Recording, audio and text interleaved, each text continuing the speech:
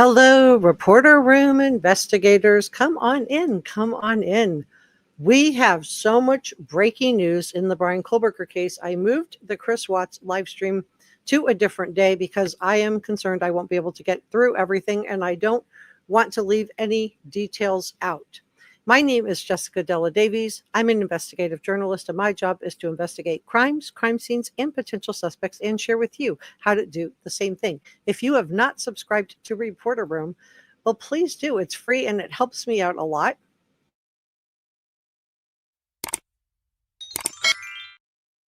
Like, share, leave a comment, and know that everything I'm sharing with you is my opinion. So come on in, tell me where you are from, and let's talk about what we're digging into today. We're talking about Bryan Kohberger and some of the comparisons and contrasts to Ted Bundy. We've got some new revelations regarding the Hyundai Elantra. There's new video for us. Now, we know the prosecution has 12 hours of raw video footage, proof that Bryan Kohberger was looking up how to essay women. We also have proof that there are more connections to the victims. But I'm wondering, do you think he had more plans for Maddie or Kaylee that night? We're going to talk about the pool party, the University of Idaho student Holly, who exchanged text messages with Bryan Kohberger, the judge's latest ruling on his mental health. Will this help or hurt Bryan Kohberger's defense? New information on Bryan Kohberger's family, and exposing his searches on Ted Bundy. What was the real reason that Bryan Kohberger was looking up Ted Bundy? Is there an innocent explanation for this, or is something more nefarious at foot? So come on in. I want to extend a big thank you to our subscribers, our mods, and our channel members. Tell me where you are from. And let me just start by saying that Bryan Kohberger is innocent until proven guilty. Now, with that being said, I am talking about this case in terms of him because this is who the revelations are about. But also, this is not a courtroom. I'm not a judge. You're not a judge. We're not the jury. So let's go ahead and get started. So you can see here this picture that I have up on the screen is Bryan Kohberger. Now, he reportedly struggled to keep up with his classwork and effectively teaching his students according to those in his WSU program. And at one point, he got called into the dean's office when he snapped at someone in his cohort. So he was having difficulty. He had the altercation with this professor that we know about that ended up, in a series of emails. He was grading female students differently than males. According to Steve Gonzalez, he was blocking the doorway of female students and kind of a power play, making them go around him.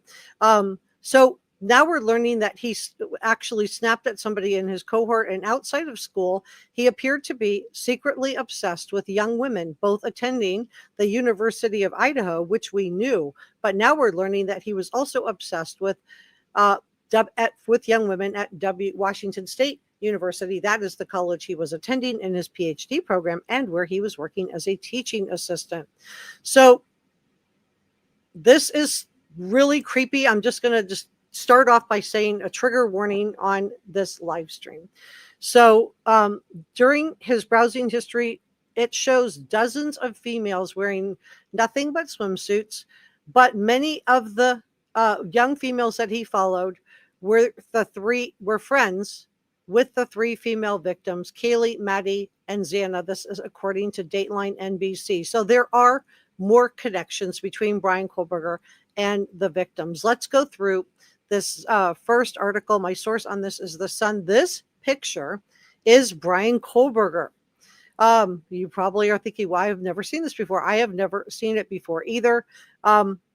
So I had breaking news as I was getting ready to go live. So this is a new selfie that was released by prosecutors, and it shows Bryan Kohberger dressed in a black hoodie, similar to an image of Ted Bundy that Bryan Kohberger is known to have seen. And we're going to talk about compares and contrasts between Bryan Kohberger and Ted Bundy. So we know that he was studying criminology at the Washington State University, which is 8 miles away from the University of Idaho, give or take. He is innocent until proven guilty. But we also are hearing that, and I'm going to drop a link for the actual NBC show into the Reporter Room Facebook group at about 5 minutes to 9, so that even if you are a streamer or maybe you're in another country, you can use it to watch that. So I'll be dropping that link about 5 minutes to 9, which is when the episode's going to air. So this is our pre-show, guys. So we know that he went to a pool party. So this was on July 9th. And he visited Moscow. So and met someone named Holly who gave him her phone number, and they talked about hiking. Now Holly opened up about their conversations and said that in an eerie text that he sent her following the conversations, he said, "I really enjoyed that activity, so please let me know." BK texted Holly, and in an interview, Holly said the wording of the text, as I look back on it, is kind of particular. It was almost overtly formal. So let's talk about this haunting history. So throughout his time at school, BK noticeably struggled to keep up with classwork and effectively teaching his students. That's according to those familiar with the program. At one point, he was called into the dean's office where he snapped at someone in his cohort. Outside of school, he appeared to become secretly obsessed with young women attending both the University of Idaho and WSU. And we've heard reports of from female students at the University of Idaho where he did not attend and had no business to be there, that he was sitting in the student union in the cafeteria sipping water and staring at them to the point where it made them uncomfortable. And I think this was intentional. I think this, just like him standing and forcing female students to go around him while he was a teaching assistant at WSU, this was intentional. So his browsing history shows dozens of students wearing nothing but bathing suits, and many of the girls followed the three victims, according to Dateline. But wait, it gets so much worse, you guys. It just gets so much worse. We know the GPS data indicates that Bryan Kohberger took at least a dozen trips to Moscow, but the cell phone tower is now showing that it may have been as many as 23.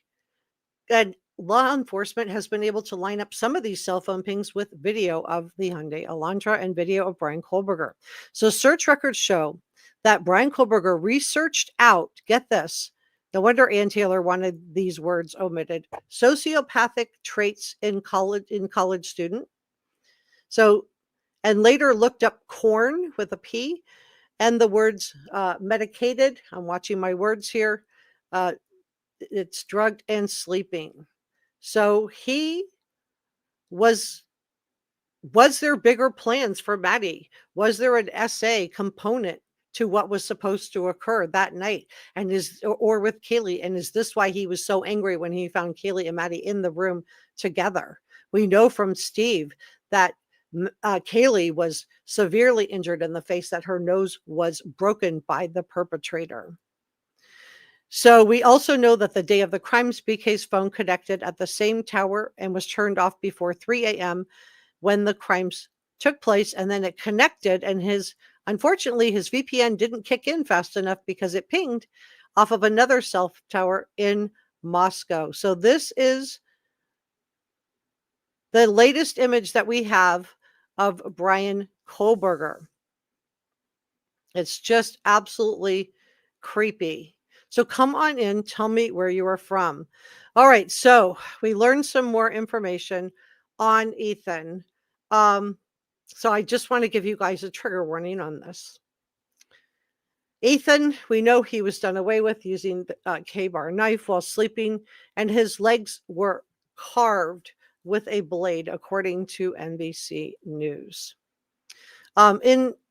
So this is really, really sad. So he was searching sociopathic traits. So it sounds like he knew what he was, sociopathic traits in college student. So was he searching for himself? He was also searching corn, with a P. But he was searching that particular genre, the corn genre, with keywords such as drugged and sleeping. So it sounds like there was an SA fantasy happening. Was this the plan when he went to the 1122 King Road home? Or was there more plans to come after that? We know as soon as these crimes were done, he immediately went back onto Amazon and searched for another K-bar knife. But is this also why the prosecution wants additional mental health testing? Because in October, BK also searched, can sociopaths behave pro-socially? And in the days following the crimes, he searched for the University of Idaho uh, murders. Now, that's not such a big shock because I think that people would have known about that. But the fact that he's searching out sociopath and psychopath, to me, back in October and asking if they can behave pro-socially, I think is interesting. So when authorities began the process of testing evidence from the scene in December, including the DNA on the knife sheath in Maddie's bedroom that pointed them to BK, he took that creepy selfie, but this one it was also taken after the crimes, and it's inspired by a Ted Bundy picture in a black hood, according to the news outlet. So BK also searched for the song Criminal by Britney Spears in the days prior to being caught. So it sounds like he was kind of reveling, in my opinion, in what he had done. Allegedly, he is innocent until proven guilty. And just searching each of these things on its own can maybe be explained away. But the thing is, this is going to be cumulative. This is a circumstantial case, and things are really starting to add up. So there are connections to him, to female victims. And I've been reporting on that out to you guys for over a year now. So other students who had interactions with BK are also featured in the Dateline special and given, and I'm going to drop that link into our Reporter Room Facebook group. If you don't have access to Dateline NBC and you want to watch it, I'll drop the link so you can see it. Giving an inside look into the case that has been shrouded in mystery with a little information being released over the past 2 years. Now, a gag order that was requested by Ann Taylor and Bryan Kohberger's defense team to protect his right to a fair trial has prevented many people who are involved in this case from speaking publicly. So has this gag order harmed the reputation of the DoorDash driver, of Dylan, of Bethany, of the victims' families like Steve and Christy Gonzalez? I mean, the original gag order even gagged the victims of the families, which is just absolutely unbelievable. And we're going to talk about the Ted Bundy searches right now. And then we're going to talk about new revelations regarding the Hyundai Elantra. There's a new video proof that BK was looking to SA women. And we're going to talk more about how that all factors in from a profiler's point of view.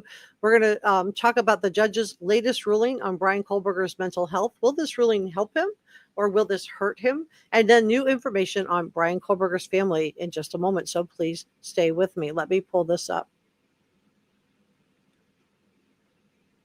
This guy is really bad news. He really is. Okay. So this is People magazine. So this is non-consensual porn in the weeks surrounding the Idaho case. So was there going to be, we've always wondered if there was some type of SA angle to all of this, because that's really typical with guys like this. And it sounds like there were. So NBC News is the source that people is using. I'm just using this because it's an easy, free access to information that I can share with you without a subscription. So they are citing police documents. This is NBC News reports, and they're the ones doing the Dateline special, that BK searched online for SK Ted Bundy both before and after the University of Idaho crimes. He also allegedly searched for non-consensual porn with a P, with keywords forced, passed out, drugged, and sleeping, according to documents.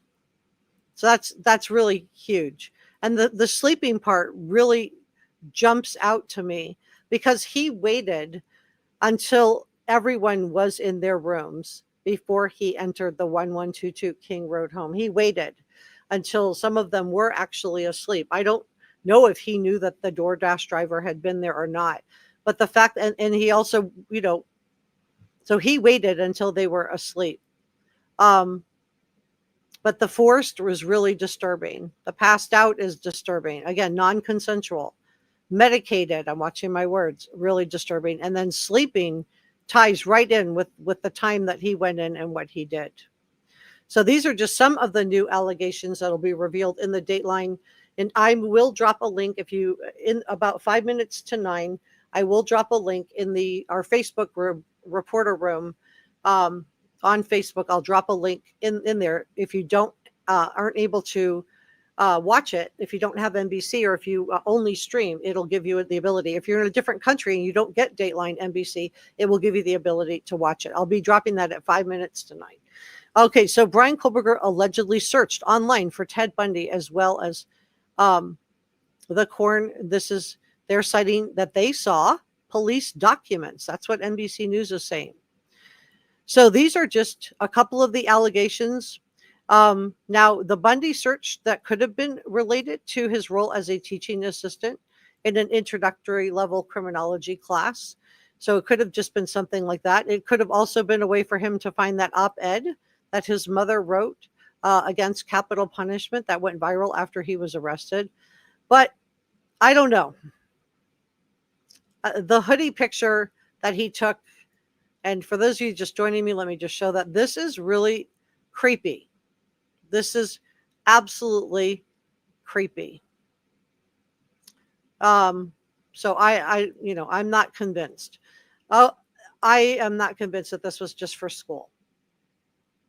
They also traced the location of his cell phone the night of the crimes, and we know that the cell phone tower data and records were reviewed by an FBI expert alleged to show BK's phone connected to a tower, providing coverage within 100 meters of the 1122 King Road home 23 times over 4 months. So that's another connection to the victim. So now we know he was following the victims on Instagram.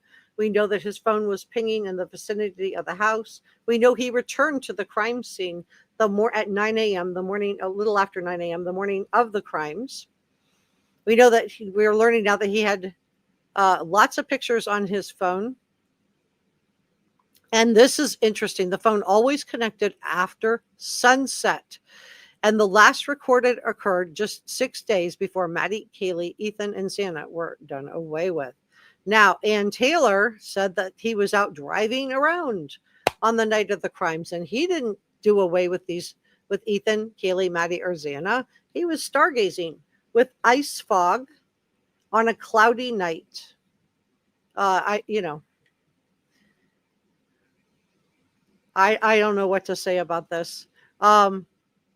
Okay, so let me go back to this, and I'm going to continue on because I have so much information. I did move the Chris Watts live stream. I was planning to go live on that case, but I moved it because I have so much breaking news in this case. I didn't want to cut you guys short and run out of time and not get to go through everything, because we're going to go through everything together.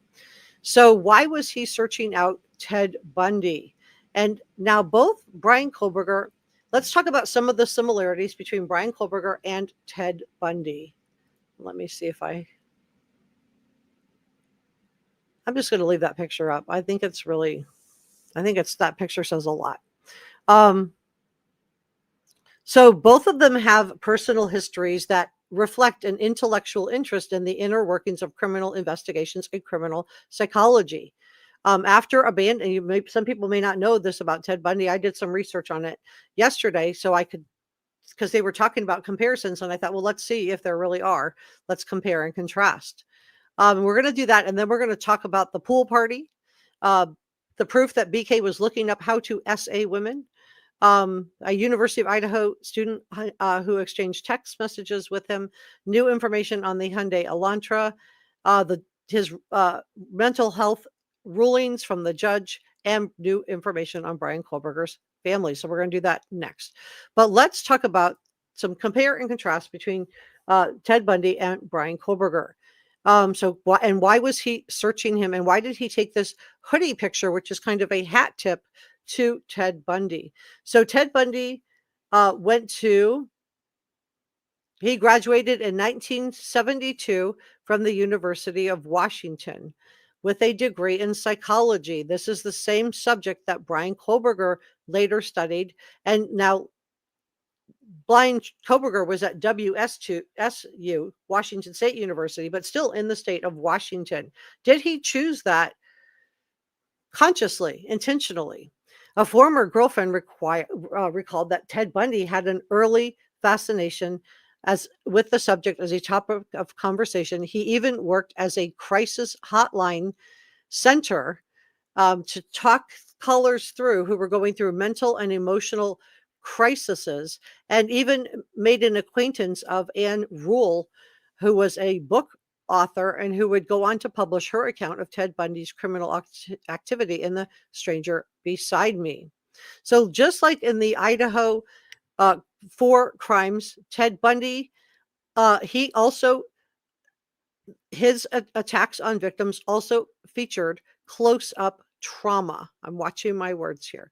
He infamously stalked. Now, a lot of people have said, oh, but the prosecution said there's no stalking of the victim. I feel like I have to address this every time I post, because, I guess people don't watch the whole video, and they don't watch the video at all, and they just want to leave a comment every time I share there's connections between Bryan Kohberger. There's no connections. The prosecution said it. They never said there's no connections between Bryan Kohberger and the victims. They said there was no stalking, that stalking didn't apply. And if you look up stalking, the statute in Idaho says that to be stalked, the victim has to feel harassed and threatened. So the stalking statute in Idaho is very, very narrow. So legally, it doesn't apply. Was he watching the victims? Yes. Are there connections to the victims? Yes. These are different words and different definitions than stalking. So hopefully we can put that to rest. I say that almost every live stream. I just think there's going to be a certain percentage of people that identify with this guy that and that are going all in on the conspiracy theory that no matter what evidence comes to light, they're never going to be convinced. Everybody's in on it. The FBI is in on it, according to them. The Idaho State Police is in on it. The Moscow Police Department is in on it. The Pullman Police Department's in on it. The prosecution is in on it.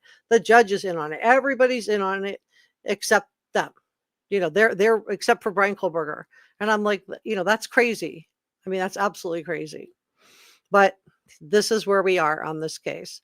So he infamously stalked his victims. He studied their movements, their patterns, their behaviors before closing the distance between himself and the victims in a very brutal fashion. And although the Idaho law prevents us from calling Bryan Kohberger's behavior stalking, I can say stalking because I'm not a lawyer. This isn't a courtroom, but we know he was surveilling the victims. Now, Ted Bundy, in the Tallahassee, Florida attack, he left 2 female students done away with and 2 others severely injured. And none of the other young women that were in that house called 911 either. He was very up close and intimate with his victims. He liked to bludgeon them, hit them, and throttle them, strangle them. And similarly, Kaylee, Maddie, Zane, and Ethan all bore wounds that are indicative of up-close traumatic trauma. We also know from Steve Gonzalez that Kaylee was savagely attacked, punched in the face, and that the guy broke her nose, and that if she wouldn't have passed from the knife wounds, she would have passed from the blows to her head and face. So this was brutal, you guys. So trigger warning on this video. And I'm going to talk about the Dateline NBC revelations regarding the Hyundai Elantra, and more information on BK looking up how to SA women, the pool party, the University of Idaho student named Al Holly who exchanged text messages with Bryan Kohberger, the judge's latest ruling on Bryan Kohberger's mental health. Will this hurt or help Bryan Kohberger? And new information on Bryan Kohberger's family. So let's talk about Holly. And let me pull this up.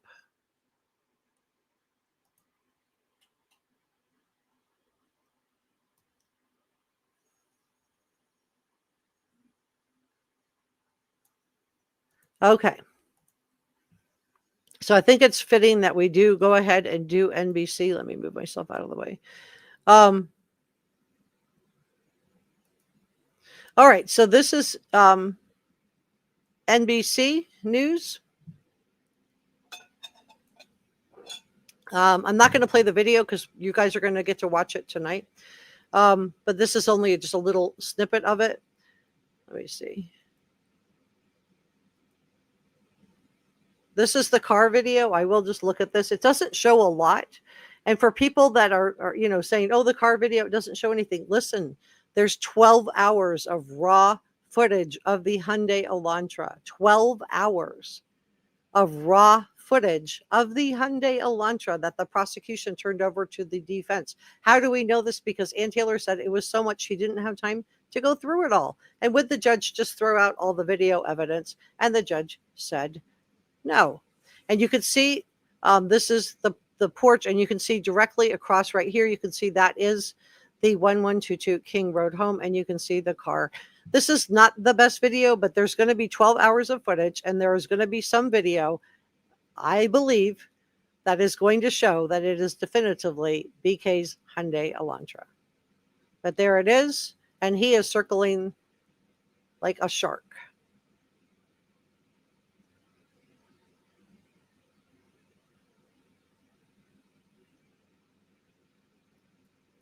So let's continue on with this. I'm not going to show all of it because you guys will get to watch it tonight. Okay, so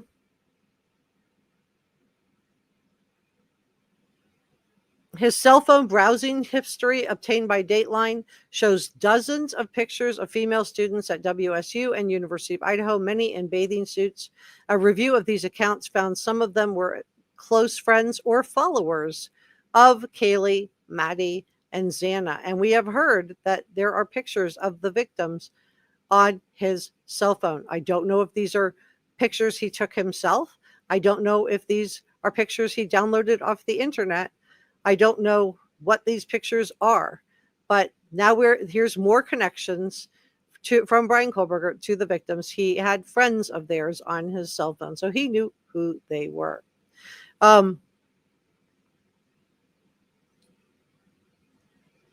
We don't know. The prosecutors are alleging that BK did away with all three, Xana, Kaylee, Maddie, and also Ethan in the wee hours of the morning. And we know that BK moved to the Poconos region, moved from the Poconos region in Albright. He came from Albrightsville, Pennsylvania, where his family lives, to Pullman, Washington, to attend Washington State University. So it's interesting that that's where Ted Bundy went to school. He went to school at the other university in Washington, but he went to school in Washington, and both of them were psychology majors. We know that he was invited to a pool party near Moscow on July 9th, according to 3 witnesses who met him there. And we talked about the fact that he was in possession of law enforcement, included internet searches for sociopathic traits in a college student. And then so that was in September. So it makes you wonder, did he know what he was? And in the following months, there was the search for corn, I'm watching my words with a P, containing keywords drugged and sleeping. And then on October 14th, he was pulled over in his 2015 Hyundai Elantra for an alleged traffic violation. This was his second stop in just 7 weeks. And we have all seen this body cam footage between the Washington State University female police officer. What we haven't seen is the August traffic stop. And that is going to be brought before the jury. But 5 days after another online search, can psychopaths behave pro-socially? The following month, 6 days before the crimes, BK's phone connected with the same cell towers close to the home, and the FBI indicates the data shows 23 visits, so not 11, 23 visits over a 4-month period, all after dark, which is what makes the sleeping and SA component particularly chilling to know that this is what he was watching. This was what he was into. This was the type of porn that he enjoyed. Porn with a P. They also said that he would take long drives alone at night. This is according to his lawyers, hiking or stargazing. And I guess my question is, did he continue to take long drives after these crimes were committed, or did it all just stop? So we know the timeline. I did want to show you this picture of the house because I do think the layout of the house, because Ethan and Xana didn't call 911 either. And so I think that sound may not have carried in this house the way we think that it would have. And I think it's because the first and second floor, which are right here, are attached. And this is the second and third floor. And I believe this is an add-on. And it looks like there may be an exterior wall here. So would Bethany, who was down on the first floor, have heard something that was happening up on the third floor? You can see how difficult it would be for sound to travel. And for people saying that he didn't know the layout was online. The layout was online. So, and I went through the layout on our last live stream. We did a walk through the house. So Bethany and Dylan both survived. I believe that they survived because, one, I think he was tired. Two, he had heard somebody call out, there's someone here, so he wouldn't have known if law enforcement was on their way or not. And I also think it's because they did not come out of their rooms. Dylan closed the door and locked it. She froze. People have said frozen shock phase doesn't last 8 hours. Okay, no, it doesn't. But I don't think we don't know what Dylan actually said, but I don't think that's what she said. I think what Dylan said was that law enforcement probably said, how come when you saw a man dressed all in black with bushy eyebrows, carrying, what looked like a vacuum cleaner, which I think was the 7-inch blade K-bar. In the dark, it would have looked like a part of a vacuum cleaner, in my opinion. But I think they weren't harmed because Dylan closed the door and locked it. And Bethany, because they didn't approach him. Whereas I think that whoever called out, there's someone here, and I believe it was Xana, putting her DoorDash bag back on next to the kitchen sink. I think that, he came rushing down the stairs and chased her back into the room. So was there going to be an SA component? We have always wondered this on this channel, and I think that there was. If you're just joining me, we are talking about breaking news in the Bryan Kohberger case. And please come in, tell me where you are from. So the data shows that the phone, we know the phone pings. I'm not going to go rehash all that, but this is just so creepy. This picture, this was a selfie that was taken on December 28th of 2022. And a lot of people think that this was a homage to Ted Bundy. All right, let's keep going because there's a lot to unpack here. Let me say hello to chat.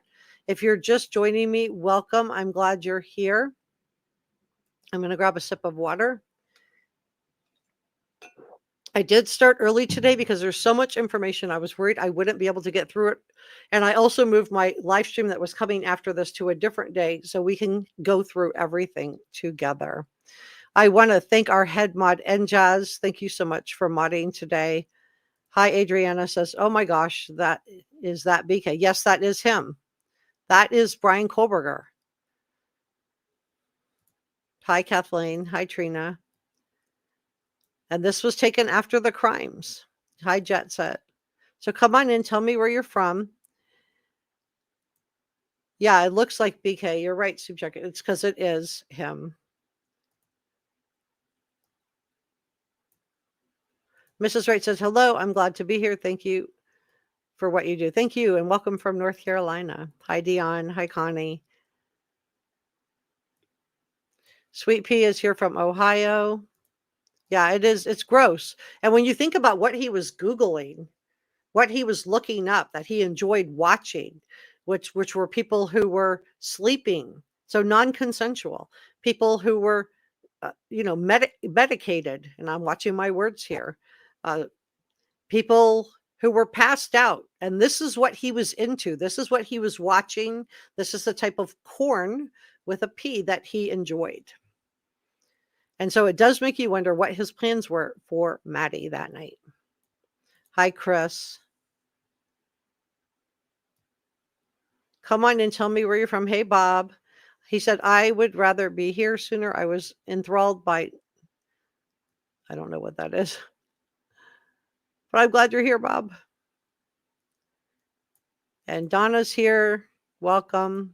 Thank you for modding today, Donna. Chris Ann says he looks like the Grim Reaper. Yeah, he does. He is really, really scary looking, you guys.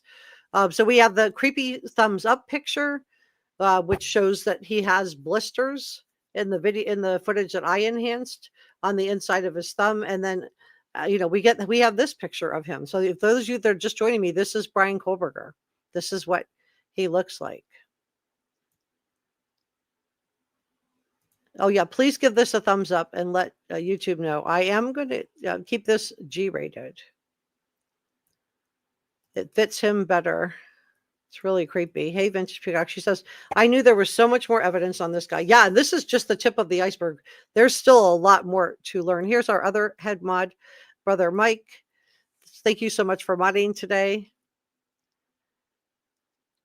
Yeah, a lot of cell phone pings. So 23 cell phone pings in the days and weeks leading up to the crimes. 23. And some of them they've been able to line up with video footage. So I think this is going to be really interesting. All right, well, let me just thank NJazz so much for this gifting a reporter membership. If you got that membership, please make sure you say thank you to NJazz, and thank you so much, NJazz. We have still a whole bunch to unpack. I canceled my other live stream today because I'm worried I won't be able to get through everything, and you guys deserve to have all the information. Teresa, thank you so much for your 99-cent super sticker. Thank you so much. I will be putting this toward a editing equipment. Brother Mike, thank you so much for being a channel member for 13 months. I am so grateful to and from for you. Teresa, thank you so much for the $1.99 super sticker. This is so nice of you. Thank you very, very much. I'll be putting that toward editing equipment. NJazz gifted another reporter room membership. Wow. Thank you so much, NJazz. That is really nice of you. If you received that, please let me know who you are. And also make sure you say thank you to NJazz. And thank you, Brother Mike. Wow. Thank you so much for the $1.99 super sticker. This is so nice of you. I'll be putting that toward editing equipment, and also a big thank you to Sassy T as well.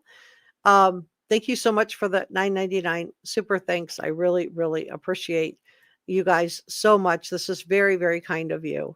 Okay, so let's keep going. I want to do a poll. So if you think that there was supposed to be, watch your words in the poll, in the chat. Okay, don't use the words I don't use will cause your comments to be filtered out by YouTube. People say, oh, hey, my comment got deleted. Well, if it may be that your comment just got filtered out by the platform because you used the M word or the K word or the corn word, but with a P. So just watch your words. But if you think that there was supposed to be some type of essay gratification that happened to either Kaylee or Maddie when he went upstairs to the third floor, put a 1 in the chat, because that's what he enjoyed watching. He enjoyed watching it happen to people, so non-consensual, who were over-medicated, who were drunk, who were passed out, or who were just asleep. That's what he was into. That's what he was looking up. That's what he enjoyed. That's what he liked to watch. Co-burglar. Yeah. I've also heard, hi, Mike. Thanks for modding today. I've also heard brow burglar is the other one I've been seeing around a lot. Hi, Tara. JDR says not like Ted Bundy. I think there are some similarities that are the same and some that are different. But I respect your opinion. We don't all have to agree. We're not going to all agree on every single case. Bike Rider says young Frankenstein, the guy with the crossed eyes. Yeah, that's what. Oh, yeah. The Marty Feldman, I think, was the actor that played that, right? I know this because my I had one of my uncles was really into that, and when he would babysit for us, he would play that. He liked to bring over that video, that movie. So let's talk about Holly, and then we're going to talk about the judge's latest rulings on BK's health. We're going to talk about connections between Bryan Kohberger and the victims, the pool party, the University of Idaho student he was exchanging text messages, a lot of information. Let's start with the text messages. And Holly, let me grab this. All right, so I'm going to the Independent next. I have so much going on here. Let's go with this one. Okay. This has a lot of really good information. This is not my only sourcing. Just because I show this as my sourcing doesn't mean it's the only source covering this. It just means it's a free. I don't have to have a subscription to show it to you guys. Okay, so this is the video. You're going to see this tonight. I don't know. I don't think the video is that great, but maybe we'll learn more tonight when we watch it. And I am dropping a link for the Dateline NBC if you live in a different country, or maybe you don't have Dateline NBC on your TV. You can go to Reporter Room and type in Reporter Room and Bryan Kohberger. Go into that, and I will be dropping that about 5 to 9. I will drop a link for this show, so you don't have to live in the United States to watch it. Okay, so in the video, we know that the white car approaches and that it circles the 1122 King Road home. We know that it circles the block multiple times, but it circles the house itself before it parks. We know that it sat there parked for about 13 minutes, and then it sped off at a high rate of speed. So, and the Dateline special is 9 p.m. Eastern time, 8 p.m. Central time tonight. All right, so the data collected from his phone shows that he was making these creepy searches about Ted Bundy. And then this is what he was into. This is what he liked to watch. Okay, this is what he was into. He liked to watch Corn with a P with words forced, passed out, drugged, and sleeping. So I think there was more of an essay component, in my opinion, of what was supposed to happen that night. I think he got interrupted when both girls were in bed in the same bed. We know that there's a former graduate student, Holly, who spoke with Keith Morrison from Dateline NBC, and she says that she met BK at a pool party in July of 2022. So she said, I was kind of mingling and socializing and started chatting with this guy, and he told me he had just moved and he was starting. And I definitely felt obligated to chat with him because to me, he seemed a little awkward, kind of like you might expect for a PhD student who didn't know anyone at the party or was maybe trying his best to kind of get out there and be social and make friends. They talked about a hiking group that Holly was a part of and eventually exchanged numbers. She said, quote, he had put his number into my phone and then I texted him my name. The next day, she said she got a message from Bryan Kohberger. He said, hey, I'm pretty sure we spoke about hiking trips yesterday. I really enjoy that activity, so please let me know. Thanks. And she said that the wording of the text, as I look back on it, is kind of particular. It was almost overly formal. And this is Holly. Other students, so there's going to be more students that are going to give their take on it, who had interactions with BK. And remember, Steve Gonsalves told us that there was a line of students that were going to be coming forward to talk about Bryan Kohberger. There was a lot of red flags. Other students who had interactions with Bryan Kohberger also featured in the Dateline special, giving an inside look into the case that has been shrouded in mystery because of a gag order that was put in place at the request of Ann Taylor and BK's defense team. And this gag order was so broad and so ridiculous that it included family members. This is the iconic photo that Kaylee posted, and you know that Bethany is here and Dylan's here, but that Kaylee posted just hours before she was done away with. So he would have known she was at the house. The judge, he stood silent. He never has said he's not guilty. He said he looked forward to being exonerated, but he never stood up and said he pled not guilty. And I'm wondering if he was trying to leave something open for a possible plea deal in the future. What do you guys think? All right, so let's continue on because there's a lot of information. Let me close this one out. All right. Let me grab this. Whew. So we talked about Ted Bundy. we talked about Holly. We talked about Dateline NBC. Let's talk about the transcript exchange between Holly and Bryan Kohberger. I think I told you a little bit of it. Let me see if there's anything else on that would be worth noting. I don't think this, she says it's kind of creepy. And I'm sure in retrospect, in light of what he's been charged with, it would seem creepy. But I don't know if it was like, just, it was formal, and it does talk about what he likes. Not, this would be fun for us to do together, which is, one of the signs of sociopathy, right? Is a grandiosity and a certain level of narcissism. Now, to be clear, most people who are narcissistic are not sociopathic, but most people who are sociopathic are narcissistic.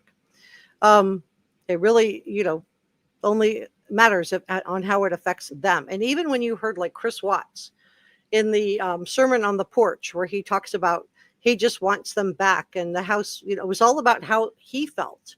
Nothing, no concern. And this is what set off, a lot of alarm bells with all of you guys. There was no concern from Chris Watts on how this was, what was happening to Kaylee, what was happening to Cece, what was happening to Bella, what was happening to Shanann. There was only concern for how it affected him. And even then, he couldn't really fake the emotions. Okay, so let's talk about the judge's latest ruling on BK's mental health. Let me grab this. Okay, let me move myself over here, and let me make this a little bit bigger for you guys. Make sure I'm not blocking it. Okay, so you guys should be able to see this. This is the latest ruling from the judge. I really like this judge. He just seems to he's getting things moving. Just want to show you the receipts on this, and it is signed here by the judge. So I just wanted to show you the receipts that this is exactly what I'm sharing with you today. Okay, so we already know the hear ye comes now. But let's talk about before the court is the state's motion to conduct an examination of the defendant pursuant to IC 18-2074C and to extend the penalty phase rebuttal disclosure deadline to accommodate opinions arising from that examination. The defendant does not dispute that his penalty phase expert disclosures opining on his mental conditions trigger the state's right under the statute to conduct its own mental health exam. This is exactly what the prosecution wanted. They wanted an independent person to conduct a mental health examination because it sounds like the prosecution is very suspicious of, now they initially just got the diagnoses, but I told you guys, I thought it was weird that Ann Taylor wasn't like stapling on all the diagnosis information to every motion she filed. Like, why wasn't she attaching that to everything she filed? My client is autistic. My client is autistic. My client has OCD. Why not show the work? I just thought it was odd. It was out of character for her, unless this testing, didn't really prove that he was autistic. It sounds like this. And then she did finally turn that over to the state because they requested, well, how did Dr. Orr get to this diagnosis? And she turned that over, and that still didn't satisfy the prosecution. And they said, well, we want to have an independent person do a mental health exam. Of course, Ann Taylor said no. She did not want Bryan Kohberger to be subjected to an independent mental health exam. And remember, this autistic diagnosis came when he was already in jail. He was already arrested. It wasn't something that was diagnosed in childhood. So, I think there's a dispute going on here. So this is the judge. What is in the dispute, however, is the scope of the examination, whether defense counsel may be present, and whether the state has shown good cause to extend the rebuttal disclosure deadline. Oral argument on the motion was held by video conference on May 5th. Now, we weren't allowed to see this. So we had talked about maybe this was Bryan Kohberger getting a plea deal, because that's what happened in the Chris Watts case, or maybe it was mental health related. And it turns out it was mental health related. So standards is part 2. So this is constitutional questions are from the state of Idaho versus Sanchez. Whether good cause has been shown for an extension of time is a discretionary decision. IRC.45 on discretionary matters. The trial court must 1. Correctly perceive the issue as one of discretion. 2. Act within the boundaries of such discretion. 3. Act consistently with any legal standards applicable to the specific choices before it. And 4. Reach its decision by an exercise of reason. And the judge cited State versus Herrera. And you guys can look these up individually if you want to. Then he talks about procedural background. So on January 25th, the defendants timely disclosed guilt phase expert opinions by 2 mental health professionals who examined the defendant and subsequently diagnosed him with various mental and behavioral conditions, including autism spectrum disorder, obsessive compulsive disorder, attention deficit, and hyperactivity disorder. Following those disclosures, the state provisionally retained a psychologist to conduct an examination of the defendant pursuant to IC 18-204C and provide a report for rebuttal purposes. So they want to rebut this. On March 31st, the defendant timely disclosed penalty phase expert opinions by 5 mental health professionals, including the 2 previously disclosed regarding his various mental and behavioral health conditions. The deadline for the state's penalty phase expert disclosure was set for April 28th of 2025. On April the 2nd of 2025, the state initiated communications with defense counsel about conducting an examination of the defendant pursuant to IC 18-2044C. Defense counsel responded the same day, requesting the names of the experts, the nature of the testing, and whether there was any objection to defense counsel being present for the exam. Why do they need to be in there? I don't think they do. The following day, the state provided the information requested, including the proposed testing. Among the tests included was an assessment of personality structure. The state also objected to the defense counsel's being present. In response, the defense counsel did not object to the evaluation, but did object to any testing outside the scope of what defendants' experts had conducted, specifically personality testing. She also asked the state to reconsider its position to having counsel present during the examination.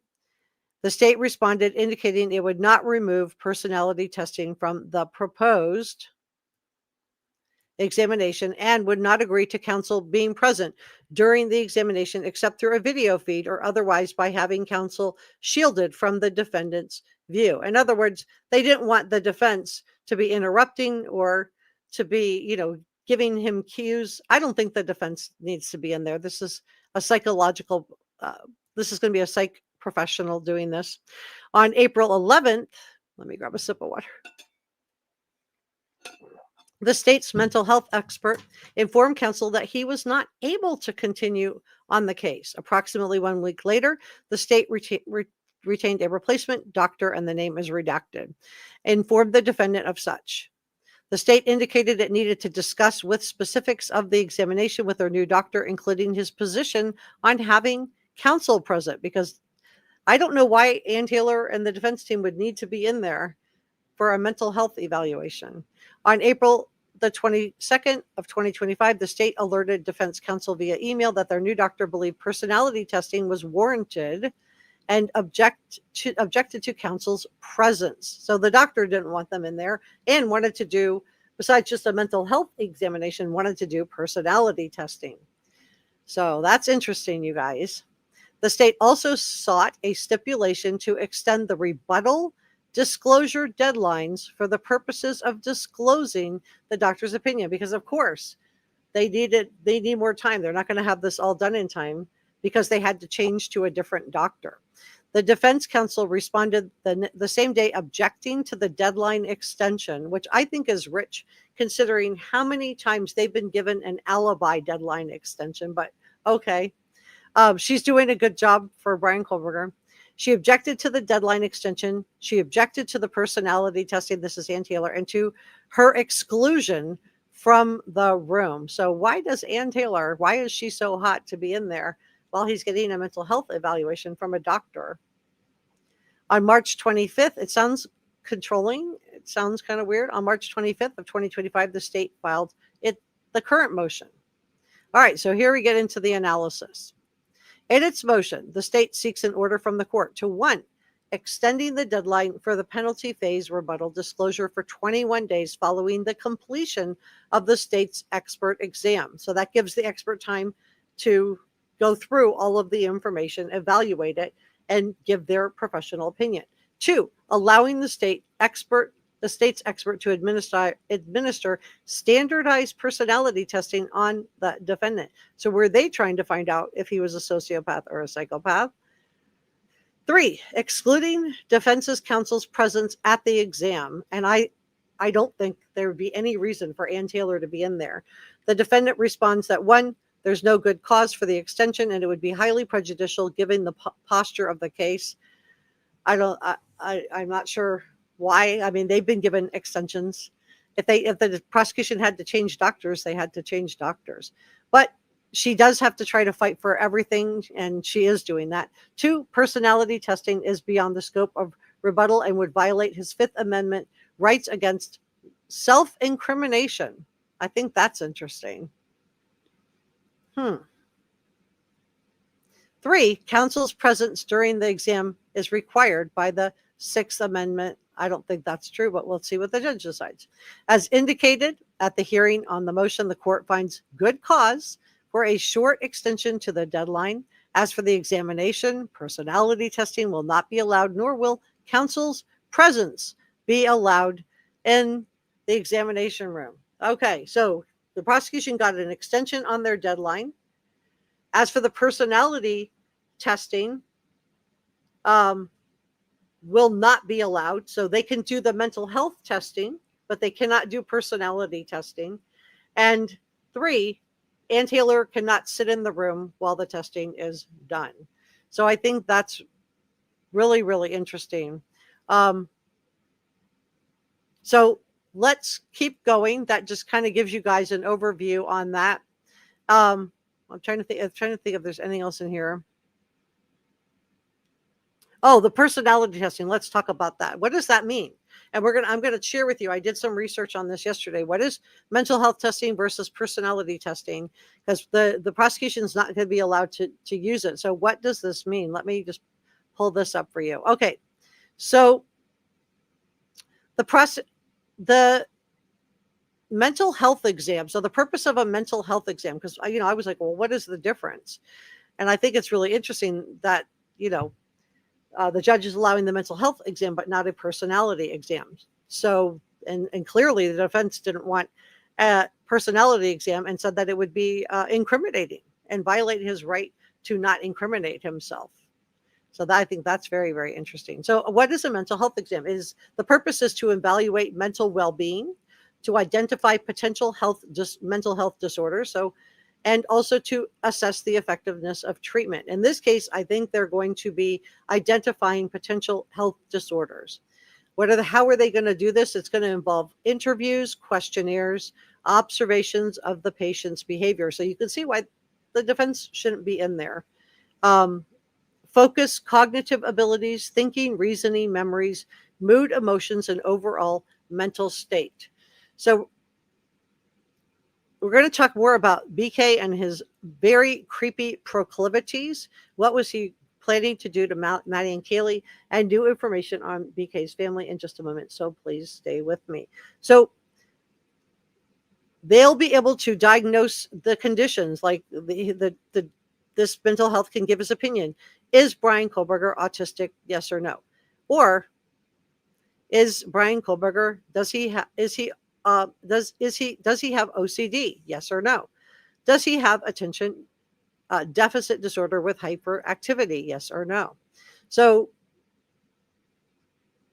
they will also be able to focus on mental state and potential disorders, whereas the personality test focuses on individual personality traits. So let's talk about that, because the prosecution is not going to be allowed to do the personality test. So that is, personality test would be to understand an individual's unique personality characteristics such as traits, motivations, and behavior. And I think they really did want to try to find out if Bryan Kohberger is sociopathic or psychopathic.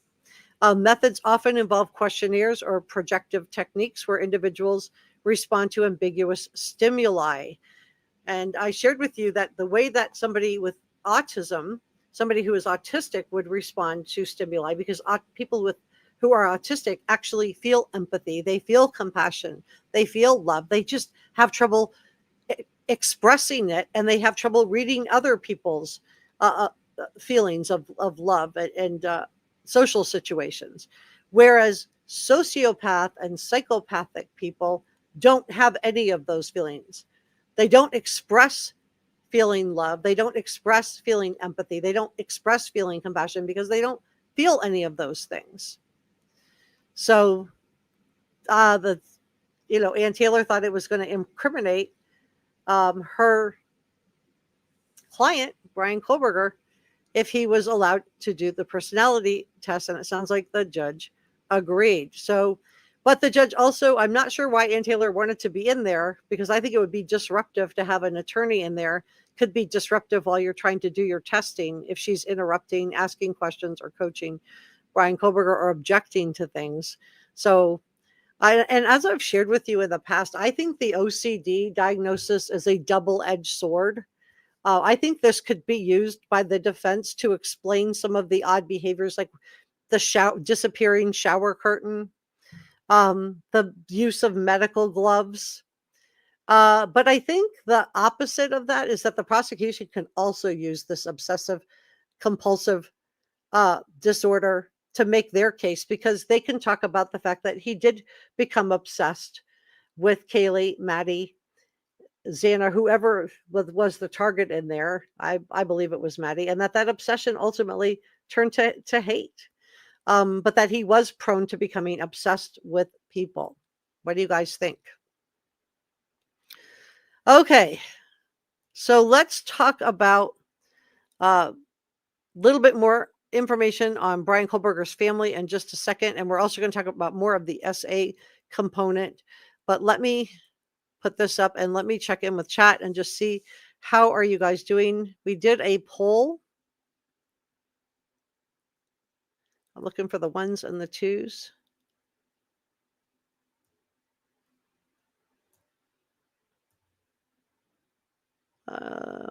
I'm so behind on chat. I think I did a poll and then I missed my results. Let me see if I can back it up a little bit. Come on in and come on up and talk to me. Can you guys hear me? Let me just check that, because I'm just got a message. I lost audio for a second. Can you hear me? Yes or no? Maybe put a 1. Okay, so I found 1. All right, well, let's go through some of the comments that you guys have. Can you guys hear me, though? Just really quick. Can you hear me? Yes or no? Yes? Okay, that's great. That's all I need. Thank you, Njaz. Thank you. Okay, great. Thank you, Poco. All right. Let's go through some of your comments. Well, you guys have some really good comments on this. All right. Lots of good comments. Wow. We have a good chat today. Zero says, if he Googled psychopath, and we know that he did, why should they keep that out? They won't. But what the judge isn't going to allow is the state to conduct a personality test to find out if he is or isn't a psychopath. The judge isn't going to allow that. They're not going to and they're not going to allow him to be referred to as a sociopath or a psychopath without a diagnosis of that. And it doesn't sound like they're going to be allowed to diagnose him with that either. So Mike says his family is lucky, who knows what he was planning. Yeah. Thank you, Angels. Yeah, please subscribe. It's free. It helps me out so much. Purple Daisy said, does anyone know if the new selfie is admissible? I don't see why it wouldn't be. I don't see why it wouldn't be. Why would they object to that? Maybe the state would. I mean, he's standing there in a hoodie and he's creepy. He is creepy. Whatever you want to say about this guy, And I think there's a small percentage of people that no matter, what, are going to, think that this guy is normal. And that, I don't know what to say about that. I guess each to his own. Hey, Dabs, thanks for modding today. Malibu says, Ann Taylor did it again. Open the door, same as a change of venue. Ann Taylor, way to go. Yeah, so now the prosecution gets to conduct their own mental health testing on Bryan Kohberger. So what are they going to find? Mimi said, yes, Hip is the right judge for this case. I think so too, because he's keeping everything moving forward. He's just not getting derailed by anything. He gave the defense a chance to, gave them another extension on the alibi. You want to come up with something else of where he actually was, you can do that. Or if you don't do that and he wants to provide his own alibi, he can get on the stand. And then she gave the prosecution an extension on this mental health because they had to change positions. Patricia said, because BK came up with that. Thank you, Afro or Troll. Let's see. Jennifer says the new search history stuff clearly explains why Ann Taylor and her team were so adamant about not using the words sociopath and psychopath. Yeah, exactly. So Ann Taylor said a long time ago that about this. No, it was the prosecution about the stalking. But let's get real. Maybe according to the Idaho statute, it's not stalking because the victims didn't feel harassed or threatened. That's what the statute in Idaho says. But he was surveilling them. Let's just get real. He was surveilling these victims. He did have connections to these victims. And, what his behavior was creepy. Things, in my opinion, are starting to pile up. And again, each thing individually can be explained away. He took a shower curtain down because he has OCD. He was wearing medical grade gloves because he has OCD. Okay. He ordered the K-bar knife with a leather knife sheath and a knife sharpener on Amazon. I don't know how you explain that away. And then when they did the search warrant, the sheath and the knife are not there. They're not there. So where did his knife and knife sheath go? Then he does another search for the Amazon knife and knife sheath, and then he deletes his search history. It's a circumstantial case. He exactly matches Dylan's description. He's white. He's a male. This would narrow the suspect down. He's white. He's male. He has bushy eyebrows. Those eyebrows look bushy to me. If I just saw the face like this and I just saw his eyebrows, as a female, and Dylan was just a 19-year-old at the time, I would have thought that those eyebrows look bushy to me. Let me know if you think they look bushy to you. Ann Taylor tried to keep out the word bushy eyebrows.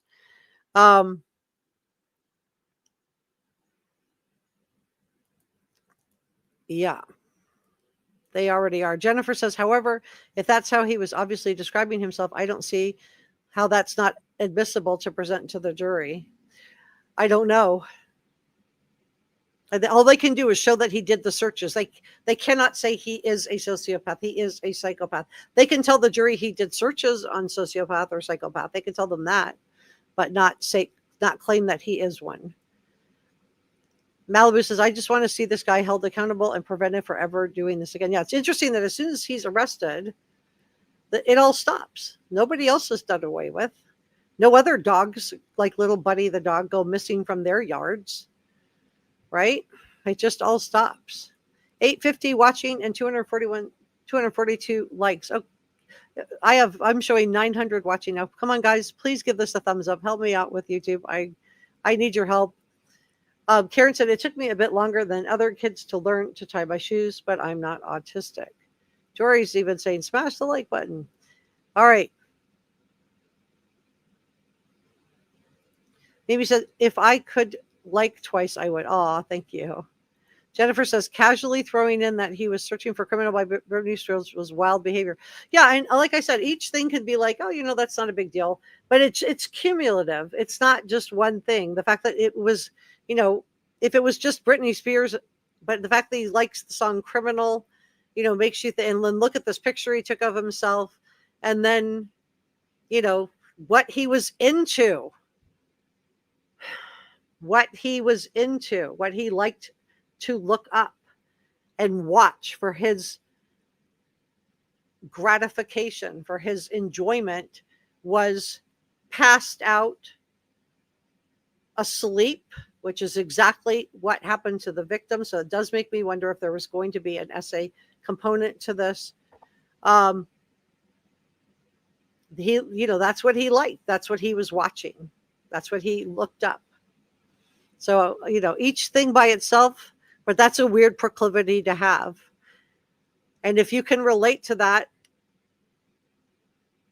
feel free to come up and tell me why you like to watch that and what would be a good reason to watch non-consensual stuff. Like, what would be the positive on that in light of what happened to Maddie, Kaylee, Ethan, and Xana? It does make me think that there was going to be more to this crime, and that when he got into the room, he was not expecting Maddie and Kaylee to be in the same room together. He waited until they were all in their rooms. Remember, he was circling the neighborhood 5 times and circled that house 3 times. So he was waiting for them to get into bed, because that was, in my opinion, that was his fantasy. Hey, Milo. Yeah, he did. He tried to buy a replacement knife and knife sheath. And people say, oh, he would never do something like this. He was a vegan. The knife sheath was leather. So I don't know why he was vegan. Maybe it was for his visual snow. Maybe just because he gets better food. I mean, I don't know why he calls himself a vegan, because a true vegan wouldn't be ordering a leather knife sheath. They would pick something else, in my opinion. Donna put a 1 in the chat. Brother Mike's like, come on, thumbs up. Thank you, Dabs. Yeah, please. Jory says, Steve said, she's talking about Steve Gonzalez here, said BK looked up the crime online before 911 was called. Do we know where that came from? Well, Steve has a lot of sources that we don't have. I've had people say, oh, they don't, Steve's not telling the truth. I think Steve knows a lot more than that most people know. And I think that if he says that he was looking up the crime before the crimes happened, I believe Steve Gonzalez. I believe him, because I think he does have more sources than we have. Christiane said, I'm glad that the prosecution is having their own psychological assessment on BK. Can't wait to hear their report. No personality test. So we will not be able to find out prior to the trial if he is sociopathic or psychopathic. I don't know about the serial numbers. Maybe does not think that he is autistic. She thinks he is a psychopath without feelings for anyone or anything. And remember, how he got diagnosed was that his mother went and found old school records and old information. And, this is why the prosecution wants to do their own independent exam. It's if he isn't autistic and he's just, and here's the other thing that could be true.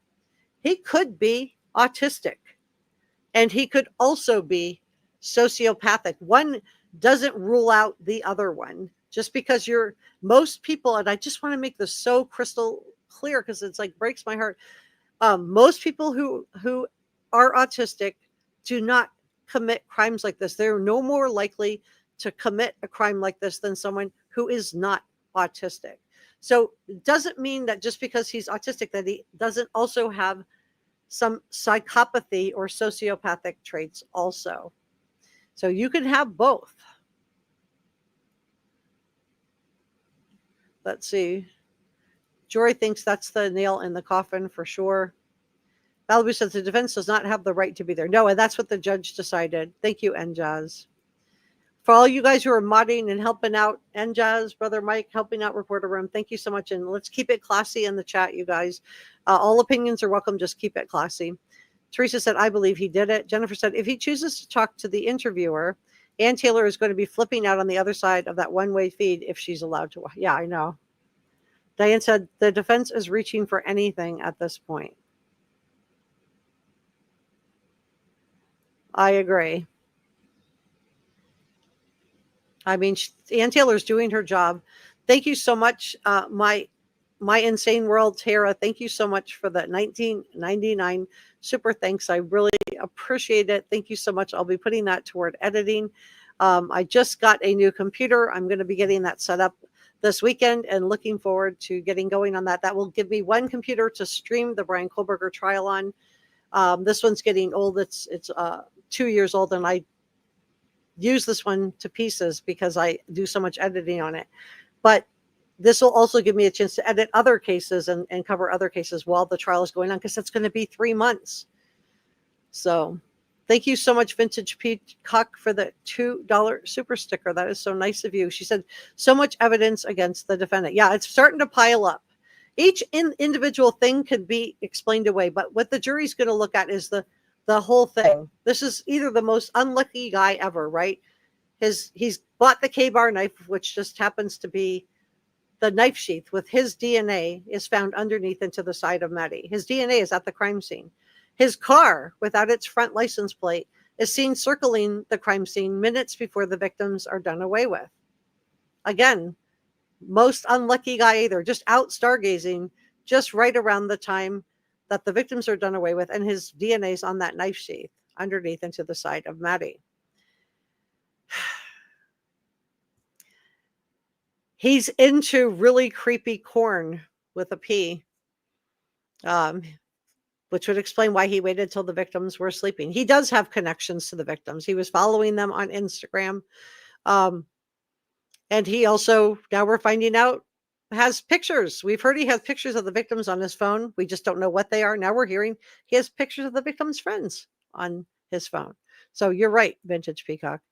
Beth, thank you so much for the $1.99 super sticker. That is really nice of you. Thank you so, so much. Thank you, Susan Lawton, for the £5 super sticker. Thank you so much. I really, really appreciate you. And thank you, Donna Bravo. Thank you so much for the $1.99 super sticker. I really, really appreciate it. Thank you so much. I am grateful. And thank you to Cheryl Oster for the $9.99. But even really nice. Thank you for the kindness, for your encouragement and positivity. That means a lot to me. You guys made my day. Thank you so much, you guys. All right, let's continue on because we still have a lot of information to get into. Dame says, I wouldn't want him or anyone creeping through my house. That's for sure. Yeah, I got my PC, Mike. I thank you for pushing me a little bit to get it. I was very nervous to buy it because the prices have been hopping around on electronic equipment.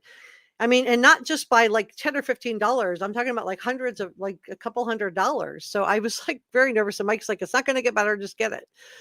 And so anyway, thank you. Mike gave me a little nudge I needed in that direction. So thank you for that, Mike.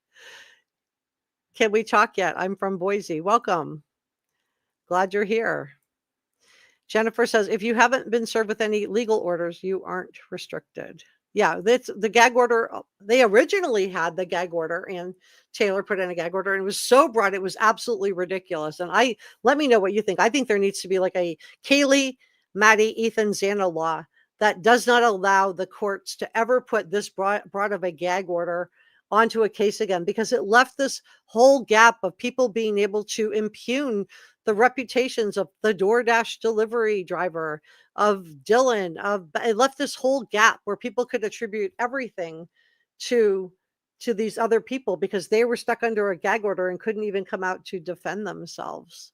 It was too broad. And the family members, when in the United States of America, which we have the First Amendment right to free speech, when would you ever put victims' families under a gag order? And yet the families were prevented from being able to talk about this case. And again, I think the gag order was too broad. Oops says, will this 12 hours of footage help debunk the green Elantra theory? In my opinion, that theory doesn't even need to be debunked. I know there's some people that ascribe to that. Lainey says, oops, I don't think so. People who believe it see what they want to see. Right. And just like the same people that come in to tell me that, the audio and how awful I am that I'm not covering a doctored audio footage and bringing it to you guys for clicks and views, and what a horrible person I am because I didn't cover the tunnels under the house. I still had somebody come into my comment section just in the last couple of days to tell me that that I'm not covering the case correctly because I'm not covering the tunnels that were under the house that allowed the perpetrator to get in there. And I didn't even respond. I just took the comment down because I'm like, I mean, the house has been knocked down. There were no tunnels. There were no tunnels. You think that if there were tunnels, I wouldn't have reported that? Why? Why would I not report that? Of course I would report that. That would have been great. So of course I would have reported that. But you guys deserve credible information. You deserve to not to be told, credible sourcing, credible information. Does this mean I'm perfect? No. But I'm not actively making up stuff to bring you guys content. That's ridiculous. Bilo says, outdoor girl interested in what your impression of him was. Betsy said, families are not subject to the gag order. Attorneys, agents of attorneys, investigators, law enforcement, and other tangible. Yeah, they are not now, but they were under a gag order. Yeah, they were. So that's what Steve Gonzalez was so upset about. That here he is, his daughter has been done away with, and he's under a gag order. That's ridiculous. He should be able to come out and say whatever he wants. He's the parent of the child that was done away with. Tara says, this guy is an SK in the making, just got caught before he could hurt anyone else. Yeah. Corn, exactly. This is what his proclivities were. ASAP Lizzie says, in my opinion, it's all related. All his proclivities come from the same place or in the same neighborhood. Yeah, you're right. Hi, Jane. Ready Player One says, black hoodie, selfie, and leg carving are from the Sun only. No other reputable outlet has this information. Well, I hear that all the time, but let's just see what Dateline NBC says about this, because this black hoodie, I don't know how you can say no other reputable outlet. It's clearly him. So do you think that now the Sun is in on it too? They've doctored up a photograph of Bryan Kohberger and put it out there. I don't think so. I don't think so. Here's NBC. So you can complain about the source if you want to, but here's NBC News. So I guess you can add them to your list on conspiracy theories. So we have the Moscow Police Department, the Idaho State Police, all of the CSI agents and workers, the FBI, the Washington campus police, the Pullman Police Department, the judge, the prosecution, all the news outlets, everybody's in a conspiracy. That's what you have to believe to say that. So you can be skeptical. That's fine. That's your choice. But at this point, I think that there's just going to be a certain percentage of people that are going to bury their head in the sand no matter what. So that's NBC with the same exact picture, same exact information. So you guys can, I get this all the time. It's really, really frustrating, but I'm going to put this one back up because I think it really is it's a more close-up picture.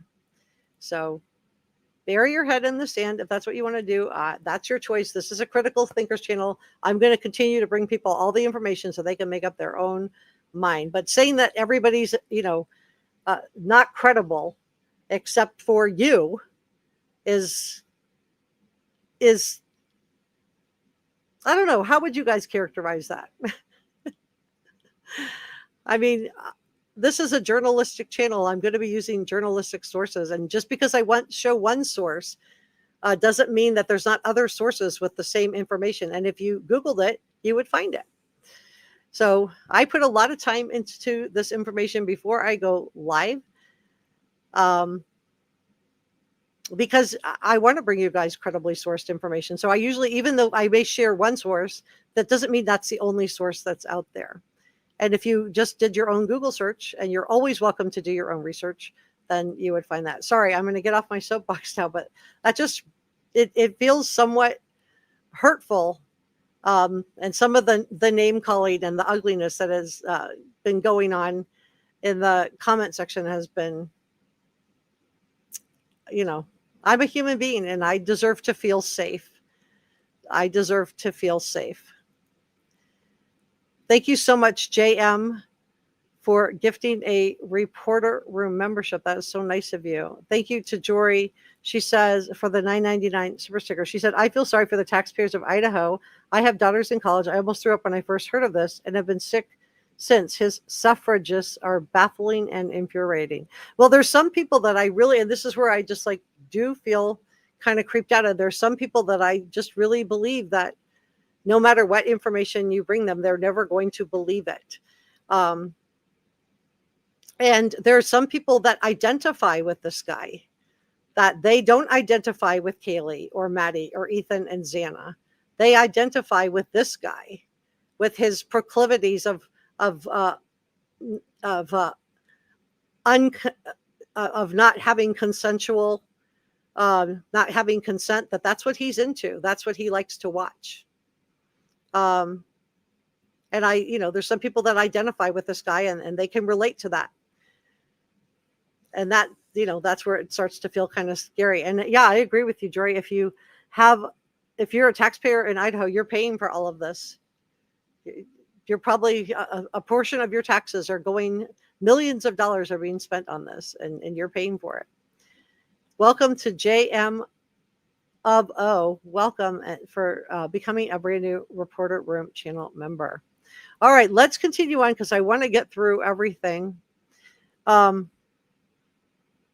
So let's talk about how a former FBI profiler saw all of this. So this is former FBI profiler Mary Ellen O'Toole said that, quote, she's talking about Bryan Kohberger here, would have been in a heightened state of arousal. That means he was emotionally aroused and maybe even SA. And I'm watching my words here, as he was doing away with Kaylee, Maddie, Xana, and or Ethan. But she said more so the girls. She said, I suspect it was both. She said that this heightened state is driven by hatred, not anger. It's a very dark mindset. It's not highly impulsive. It's not reckless. It's, I hate this person. They have to die. This is according to a former FBI profiler. And although the victims may not have been SA'd, and we don't know whether this happened or didn't happen. For all we know, it just happened on him and he didn't, not on them. But he may have felt very godlike. He would have felt very empowered. I think the knife itself is symbolic, in my opinion. I think the K-bar knife was chosen because I think BK wanted to be the K-bar, KB killer. BK K-bar. The 7 inches, in my opinion, was wishful thinking on Bryan Kohberger's part. There, I said it. I'm sorry. I'm just really disgusted with this guy. The fact that he was into non-consensual and he waited till these young women were asleep in their own rooms. They should have been safe. And that's when he went in. Tells me that there was more planned. And maybe that's why he was angry. We know that he had access to a Glock because law enforcement confiscated one in their search warrant in his parents' Albrightsville, Pennsylvania home, but yet this was not used. So in my opinion, the K-bar was up close. It was personal.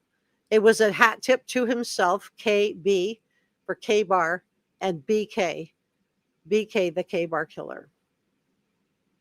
Police also traced the cell phone records on the night of the crimes, as according to NBC. They are reporting that the cell phone tower data and records reviewed by FBI expert allegedly show BK's cell phone connecting to a tower that provided coverage within 100 meters of the 1122 King Road home 23 times over 4 months. In fact, BK's phone always connected after sunset. And this goes back to his proclivities and what he liked to watch, what he was into, what he was Googling, looking up and watching. According to the report, the last recorded visit occurred just 6 days before Maddie, Ethan, Kaylee, and Xana were done away with. So let's talk about Bryan Kohberger's family in the courtroom. The judge did rule that Bryan Kohberger's immediate family will be allowed to attend the entirety of his capital punishment trial. The decision was one of the 2 orders that the judge publicized. He wrote the 3-page order surrounding the defense request to allow family members that their clients, his parents, and siblings into the courtroom, and that their presence wouldn't harm the prosecution case. However, family members could be called to testify. So the prosecution has said that they didn't want the family members in there because they are going to be called to testify. Ann Taylor said, oh, well, the family members don't want to cooperate. Well, guess what, Ann Taylor? The family members don't get to decide that. And if they don't want to cooperate, they don't get to decide that. They still have to get on the stand and tell the truth. And I think what the prosecution, this is my opinion, let me know if you have a different one. I think what they're going to want to know is, did you order the K-bar knife, the K-bar knife sheath, or the knife sharpener? They just want to rule out any potential question mark, even though the knife sheath was paid for with a gift card. It was sent in Bryan Kohberger's name to his house. It was him that checked it out. He put it out in his cart. He mailed it to himself at his parents' Albrightsville, Pennsylvania home. He mailed the knife sheath, the K-bar knife, and the knife sharpener. So he mailed that to himself, and then he even checked himself on the shipping. So the family could be called to testify, and I think it's just going to be, to rule out certain things that were purchased in the commission of this crime, just to rule out that no other family members, to rule out any doubt in the juror's mind of who purchased what items. Because we still don't know about the monkey suit. We saw the Dickies receipt, but we haven't seen anything about the monkey suit. The judge wrote, the trial publicity is such that the defendant's family members are likely aware of what testimony and evidence will be in the state's case in chief. Thus, exclusion pending their testimony will not necessarily prevent them from conforming their testimony.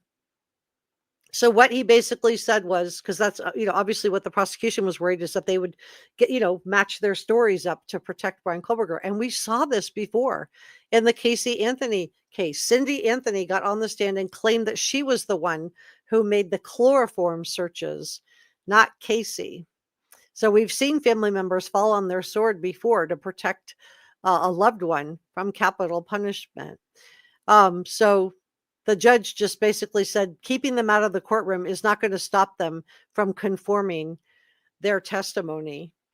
So I think that's really interesting. All right, let's talk about the differences between sociopathy and autism. I do want to go into that really quick. Oh, and my sourcing on his family attending the trial is the Idaho Statesman. Okay. So this is the DSMV checklist for autism. Deficits in use, understanding of social communications and social interactions in multiple contexts, not accounted for by general developmental delays manifested by all 3 of the following. Deficits in nonverbal communicative behaviors used for social interactions, ranging from poorly integrated verbal and nonverbal communication through abnormalities in eye contact and body language, or deficits in understanding the use of nonverbal communication to a total lack of facial expressions or gestures. Now, I don't think anybody can argue that BK had difficulty communicating. He was a PhD student. We saw him talking in the when he got pulled over for the crosswalk. We saw him talking at length. He talked himself out of a ticket with a female WSU police officer. So he didn't seem to have any difficulty with eye contact either. He was looking at her. He was making eye contact.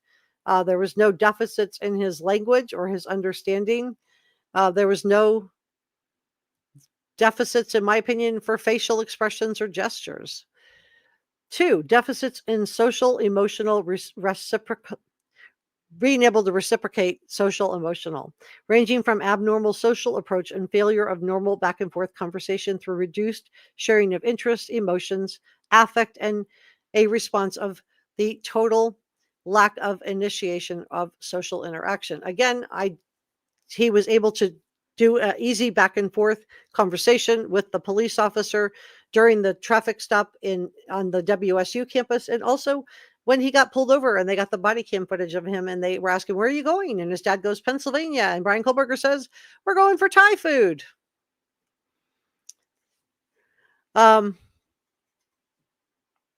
So I didn't see anything, any issues with him being able to make eye contact.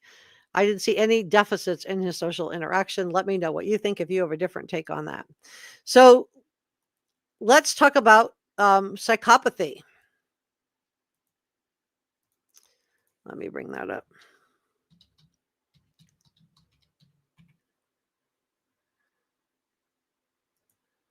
Okay. So my sourcing on this, and let me move myself out of the way, is the Cleveland Clinic. All right. So sociopathy warning signs. You have difficulty forming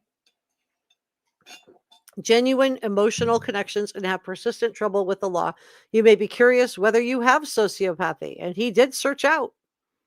What was his search that we just found out about today? He searched out this disorder, right? That was one of his searches. This complex condition involves several patterns of behavior, most notably having a consistent disregard for the rules and rights of others, but it's not always easy to identify or treat. So he did seem like, in my opinion, his behavior showed a lack of empathy. He was blocking young women, female students, they were forcing them to go around him, making them uncomfortable, following them out to their cars. This is from WSU female students.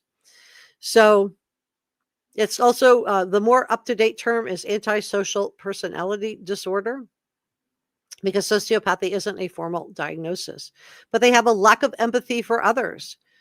So could this be viewing yourself as a sack of meat and someone else as a sack of meat, telling us your father is a good man, like he did in the TapaTalk, but then saying he doesn't feel anything for his father?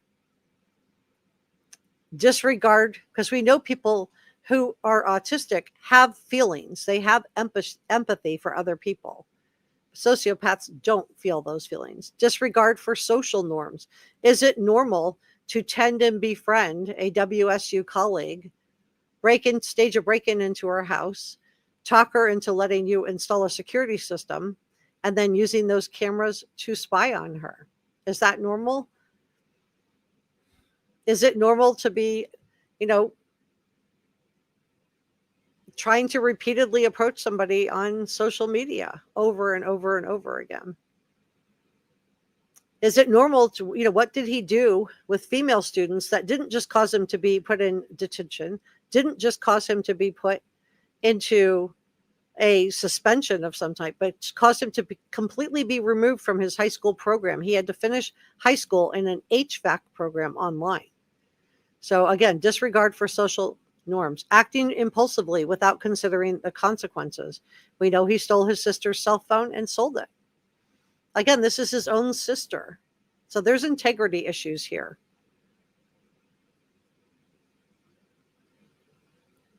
So 10 signs. And there's not one universal list that applies to everyone that's living with antisocial personality disorder, but nearly all signs of this condition involve significant, consistent, and persistent disregard for other people. And I believe that this did not show up at DeSales, in my opinion, because he was attending the classes online due to the pandemic. He was not interacting with female classmates in person.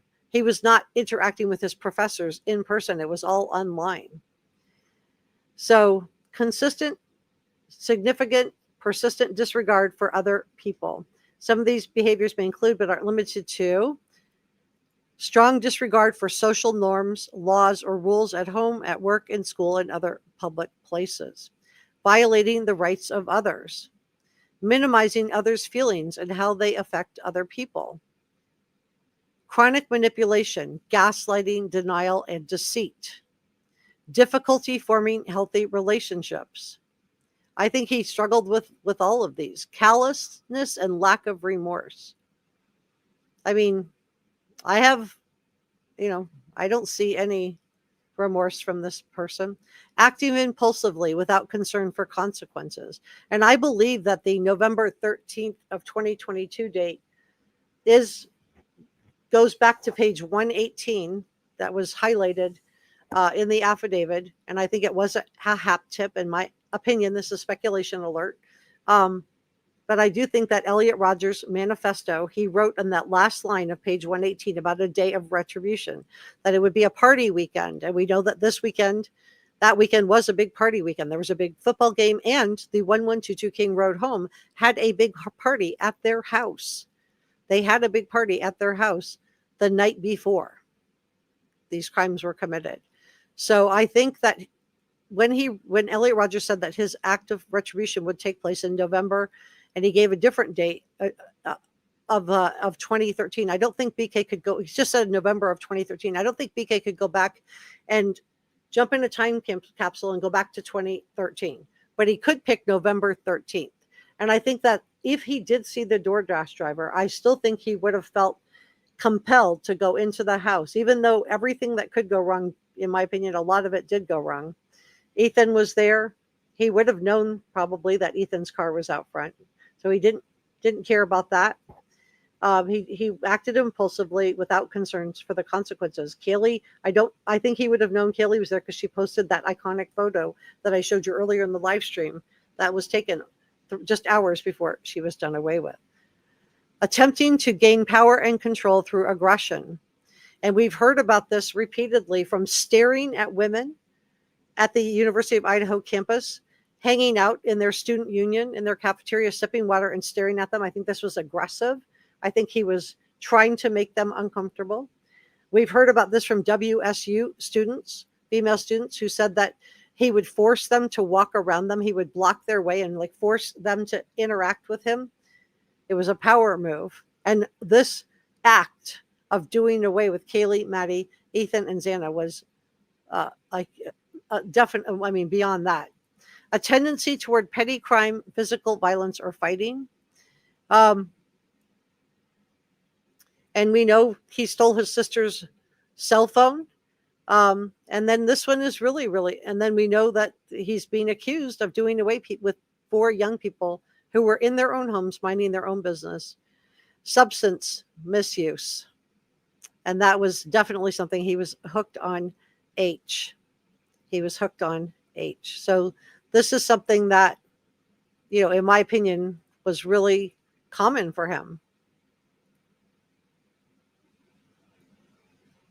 It is really nice, Mike. I'm enjoying it also. Thank you so much for modding today, too.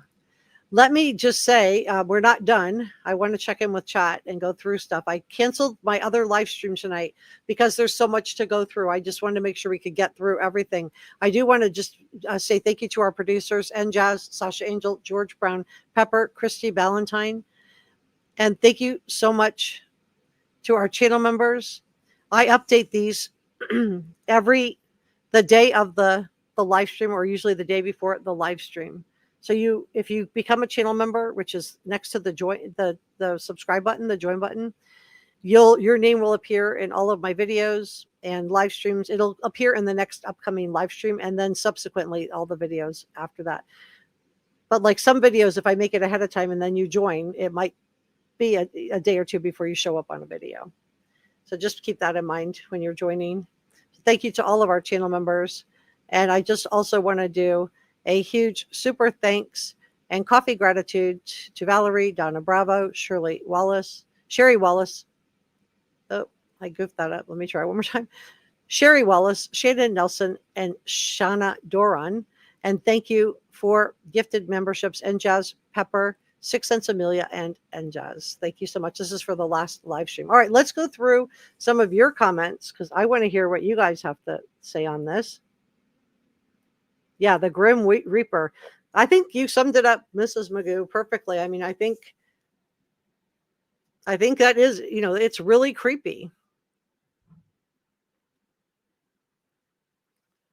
Yeah, we've got really good chat. So come on in, come on up. Tell me what you guys are thinking. I want to hear your input on this. If you think that Bryan Kohberger is autistic, put a 1 in the chat. If you think Bryan Kohberger is not autistic and maybe sociopathic or psychopathic, put a 2 in the chat. If you think he is both, put a 3 in the chat. Let's see what you guys have to say about that. Thank you too, Mimi. Outdoor Girl says, in Moscow, September 30th, Kaylee saw the missing woman in a store that was found in her SAV in, I don't know what this is. Sorry. Jane wants to know, did Bethany see him out a window? All I know about what Bethany saw is that whatever she saw a perpetrator taking off something and dropping it into a bag. And I thought it was by the patio doors because I thought that's where he would have exited from. Some people have said it was outside. We're going to have to wait and hear from Bethany to find out where did she see it, what did. But we know that Ann Taylor thought this was significant because her private investigator fought tooth and nail to try to interview Bethany, and Bethany didn't want to. And I don't know why. It may be that she didn't want to help out the defense. She didn't want to help out the guy who did away with her roommates. So she's loyal. Maybe that's why she didn't want to do it. It could be she didn't want to have to travel back to Idaho. She wasn't living there anymore. She didn't want to have to relive it. So it could be, it could also be that she already knew there was a grand jury that had, and she had testified at it, and she knew there wasn't going to be an upcoming hearing, and so she didn't understand why she would have to talk to the defense about about a preliminary hearing, that maybe she didn't want to give the game away that a grand jury had already been impaneled. So we'll have to wait to hear from Bethany to find out exactly what she saw. Ready Player One says, you are extremely credible. I didn't mean to offend. I was being critical of the son and it was wrong. Please. Oh no, it's okay. It's okay. I think I felt a little bit, defensive too, just because after you get, I can't, this, let me just, so there's, I'm a female, I get scared sometimes. I'm human. And there's been a couple of times in the chat where somebody's like come at me, and it's been, with name calling and just like really crossing boundaries, just not, and it's just, and the tunnels under the house was just such a prime example of it. It was just, I got all during that while people were publishing that there were tunnels under the house, and this was they were selling medication out of the house and all the conspiracy nonsense. And believe me, you guys, if I had found any credibility to that, like I did in the Alex Murdaugh case, where I told you about the secret islands, I told you about the runway, I told you about the plane and what they were flying in and out of Moselle. I went through all of that on the Alex Murdaugh case. If there had been anything credible about that, I would have shared it with you. But there wasn't anything. It just sounded like a bunch of conspiracy stuff. And I don't want to have that be my, reputation. So, but as a female content creator, there's been a couple times where I've felt, somewhat alarmed by the way people are.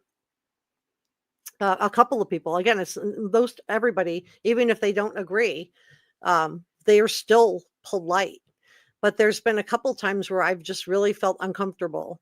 And, where people just aren't respecting boundaries, where it just feels like maybe they identify with this guy a little bit too much, and it's, making me uncomfortable. So, yeah. So that's where I'm coming from today. If I seem like a little bit flustered, that's why. And then the conspiracies are just starting to, it just does get frustrating when, I'm putting out credibly sourced information, and a simple Google search would show that there are other sources. And then, and instead the sources are called into question. But that's just, that's the way it goes on YouTube. So I'm just going to deal with that as best I can. But it has been, I'm not going to say it hasn't been hard. There's been times where it has felt hard. I do want to say thank you, Laura, for the $1.99 super sticker. That is really nice of you. Thank you so much. And thank you to NJazz for gifting another Reporter Room membership. So I think that's the third one. That's so nice. And then JM of O also gifted a Reporter Room membership. And thank you so much to Roberta Bailey for the $10 super sticker. Thank you so much. That is really nice of you. All right, so let's see where we are on this. If you think he's autistic, put a 1 in the chat. If you think he is sociopathic, put a 2 in the chat. If you think he has both, put a 3 in the chat. And if you think he has neither, put a 4 in the chat. That's fair. Kathleen put a 2. Mimi says 2. Trixonic said, I just read a comment on this photo by a photographer of 20 years who says the photo is edited. See, that's what I mean, you guys. Tossed Penny. Yeah, that's exactly what I'm talking about. Yeah, it is, it's funny until it's like till it's not, right? But I mean, we might as well laugh about it, might as well just, because like I said, there's some people that no matter how much evidence is shown, they're never going to believe it, because the conspiracy theories, I guess, are more fun, more interesting, or they identify with this guy. And the fact that what he's into and what he Googled is creepy, they don't care. Can I kick it? Put a 2. Susan says 2. Trixonic put a 2. So thank you for sharing that, Trixonic. You brightened my day a little bit.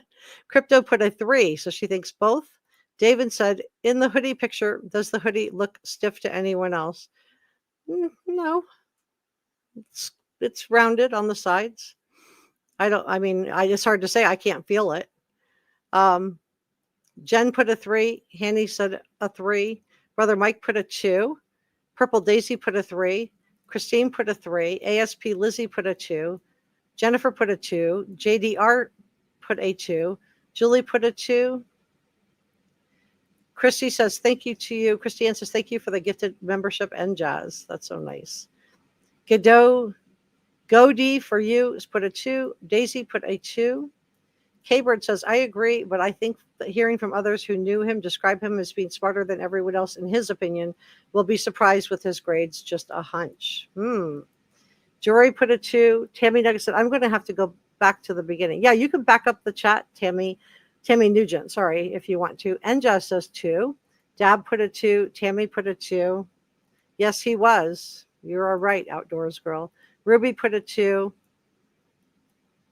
Christine, Gainesville Ripper to Grim Reaper. Yeah.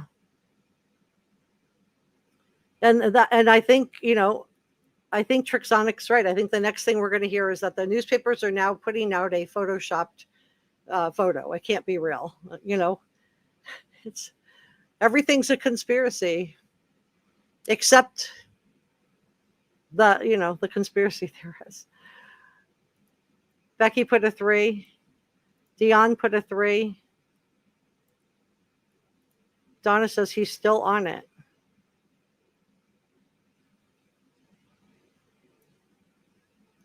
Milo says she put a hockey stick shaft and put it behind the slider so the door can't be opened. Yeah, you know what makes a really good sliding glass door stopper too is you could just get a broomstick and measure it and put that in there, and it keeps it from being popped. Otherwise, it can just be you push it forward and you lift it up and you can pop it. I think so something like that would keep that from happening.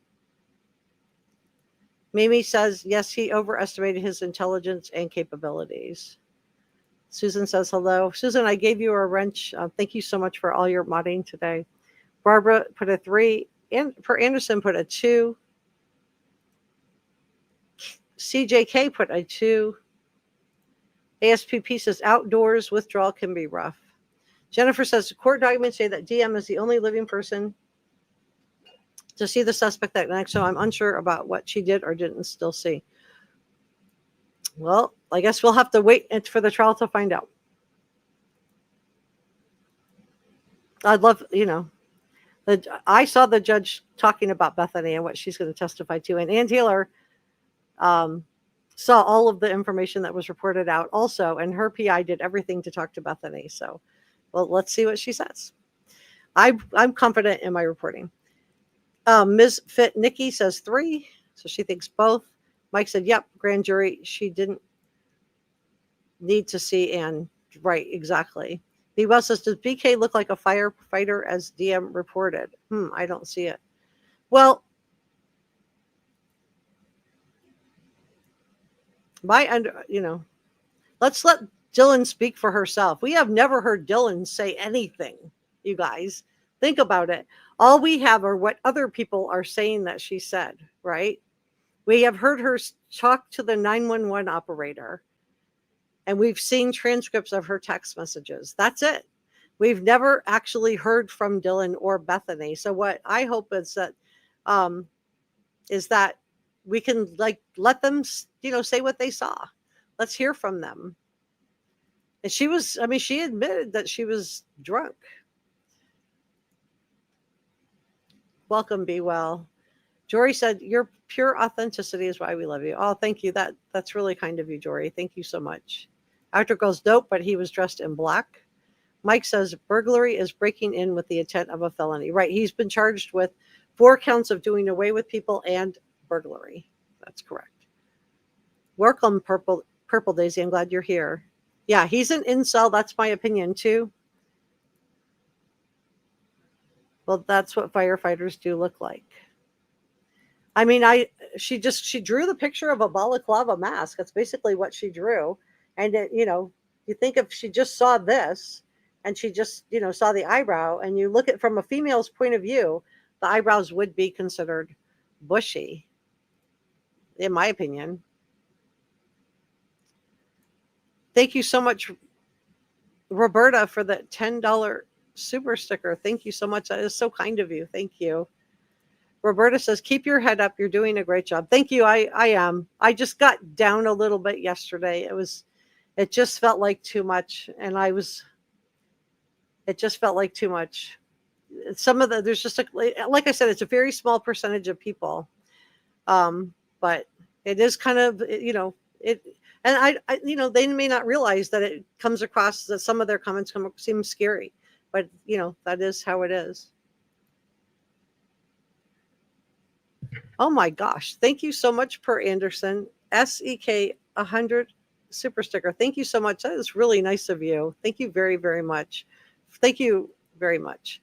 Thank you, Mimi, for the $1.99 super sticker. That is so kind of you. Thank you very, very much. And Mimi, thank you. She says, you're the best. Thank you, Mimi, so much for the positivity, for your encouragement, and for the $1.99 super sticker. I really am grateful for your kindness and your support, you guys. Emma said, I have a feeling BK is not saying who helped him, so he has a better chance of convincing the jury there could not have been only one suspect. I have a different take on that. I feel like he's an incel, in my opinion. And I don't want Emma to feel like I'm picking on her, because I'm not. But I just feel like, to me, I don't think he had friends. I don't think he had a lot of friends. He had like a couple people that, kind of knew him from back in the day in high school, but he didn't really have a lot of friends in Washington. And I don't think he had, I don't think he would have worked well with others. Everything in his behavior, in my opinion, says that he doesn't work and play well with other people. He got into an altercation with his professor when he's the teaching assistant for the guy. And an altercation is more than an argument, but less than a physical fight. So I think he acted alone, in my opinion. But we'll see, we'll see.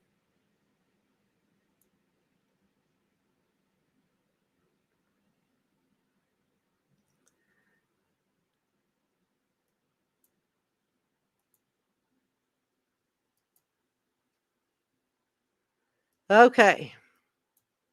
ASP Lizzie said people would remember those eyes. Yeah, the eyes are really creepy. He has, in my opinion, he has kind of a predatory type of feeling where you've got like this tension in his mouth.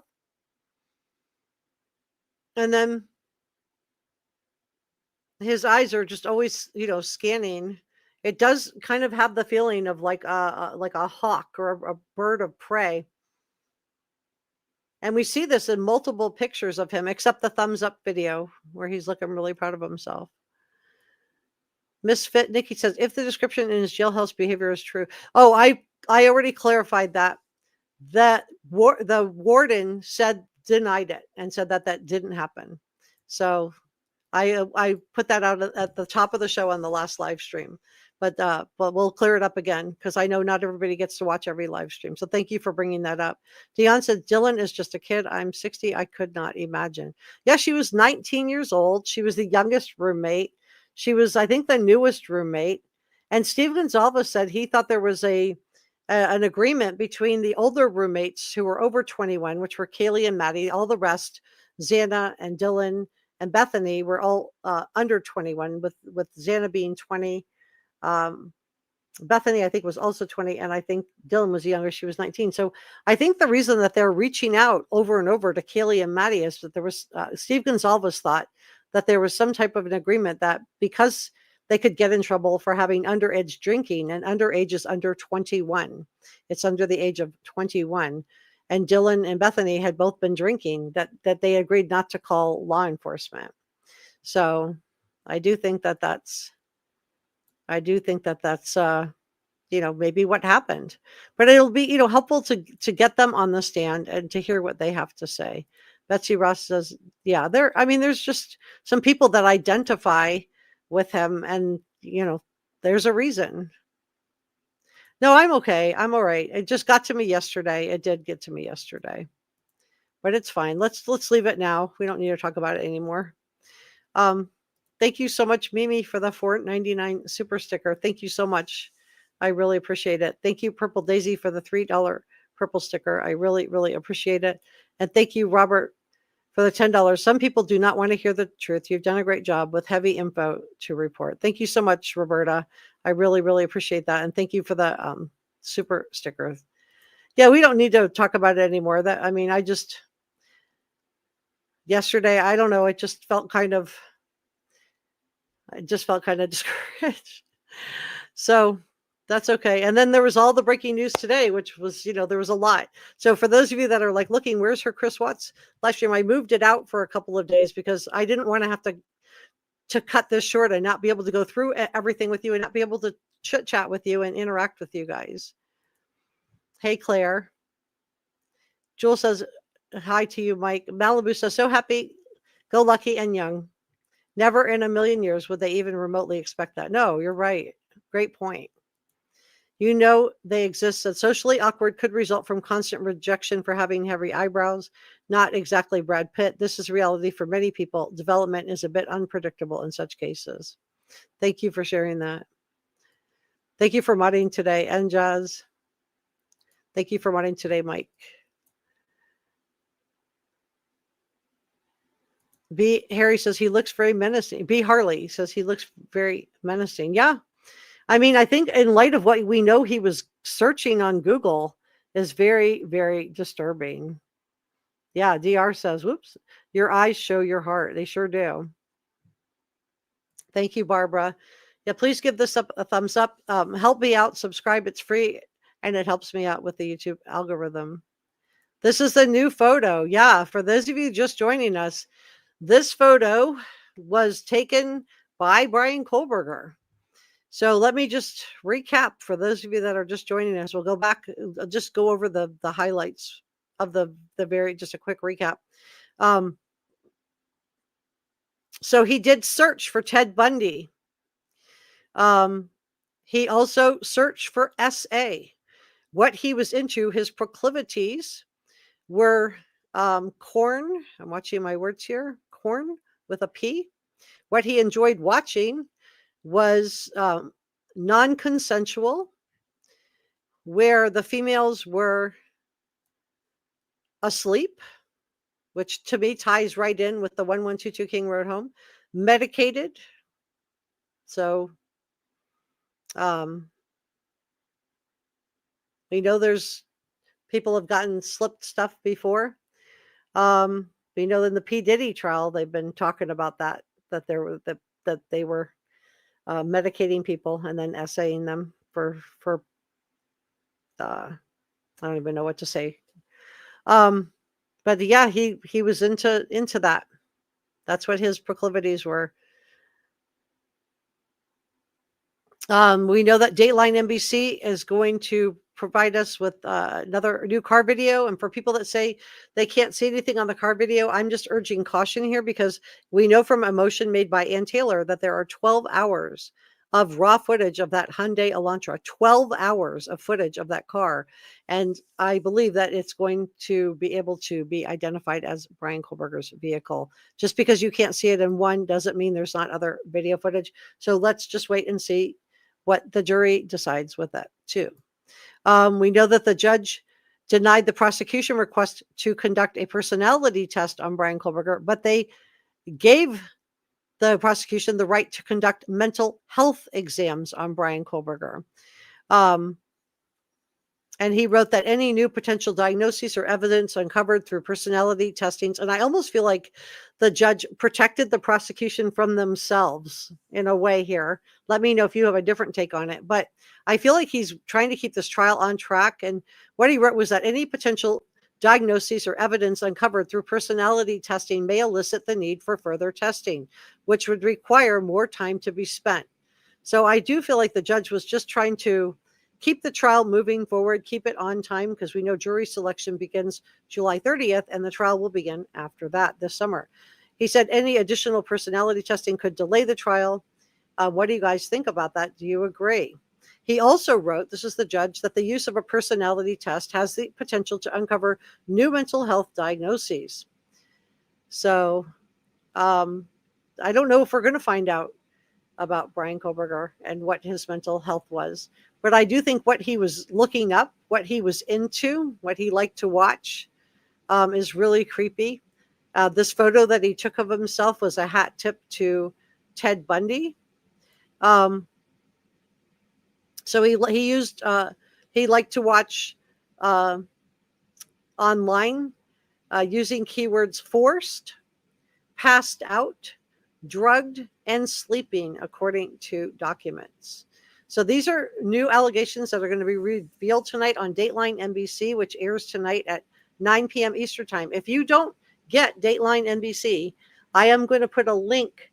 So if you live out of the United States, or maybe you just stream, I'm going to put a link in the Reporter Room Facebook group about 5 to 9. And if you type in Reporter Room and Bryan Kohberger, it should pop up. You can pop in there, you can get the link, and you can watch it. And the criminal profiler, Mary Ellen O'Toole, said that he would have been in a heightened state. I'm watching my words here, that he would have been emotionally or maybe even SA aroused, and that doing away with the girl. So she said that it's driven by hatred, by hatred, not anger. So it's a very dark mindset. That's how she described it. It's not highly impulsive. It's not reckless. It's, I hate this person and they have to be done away with. I'm watching my words here. So even though the victims may not have been SA'd, it doesn't mean he wasn't having an SA type of reaction during the crime. He was wearing a monkey suit, so we don't know. He could have just gone back to the house. Maybe that's why he showered, giving himself the thumbs up afterwards. I mean, I don't know.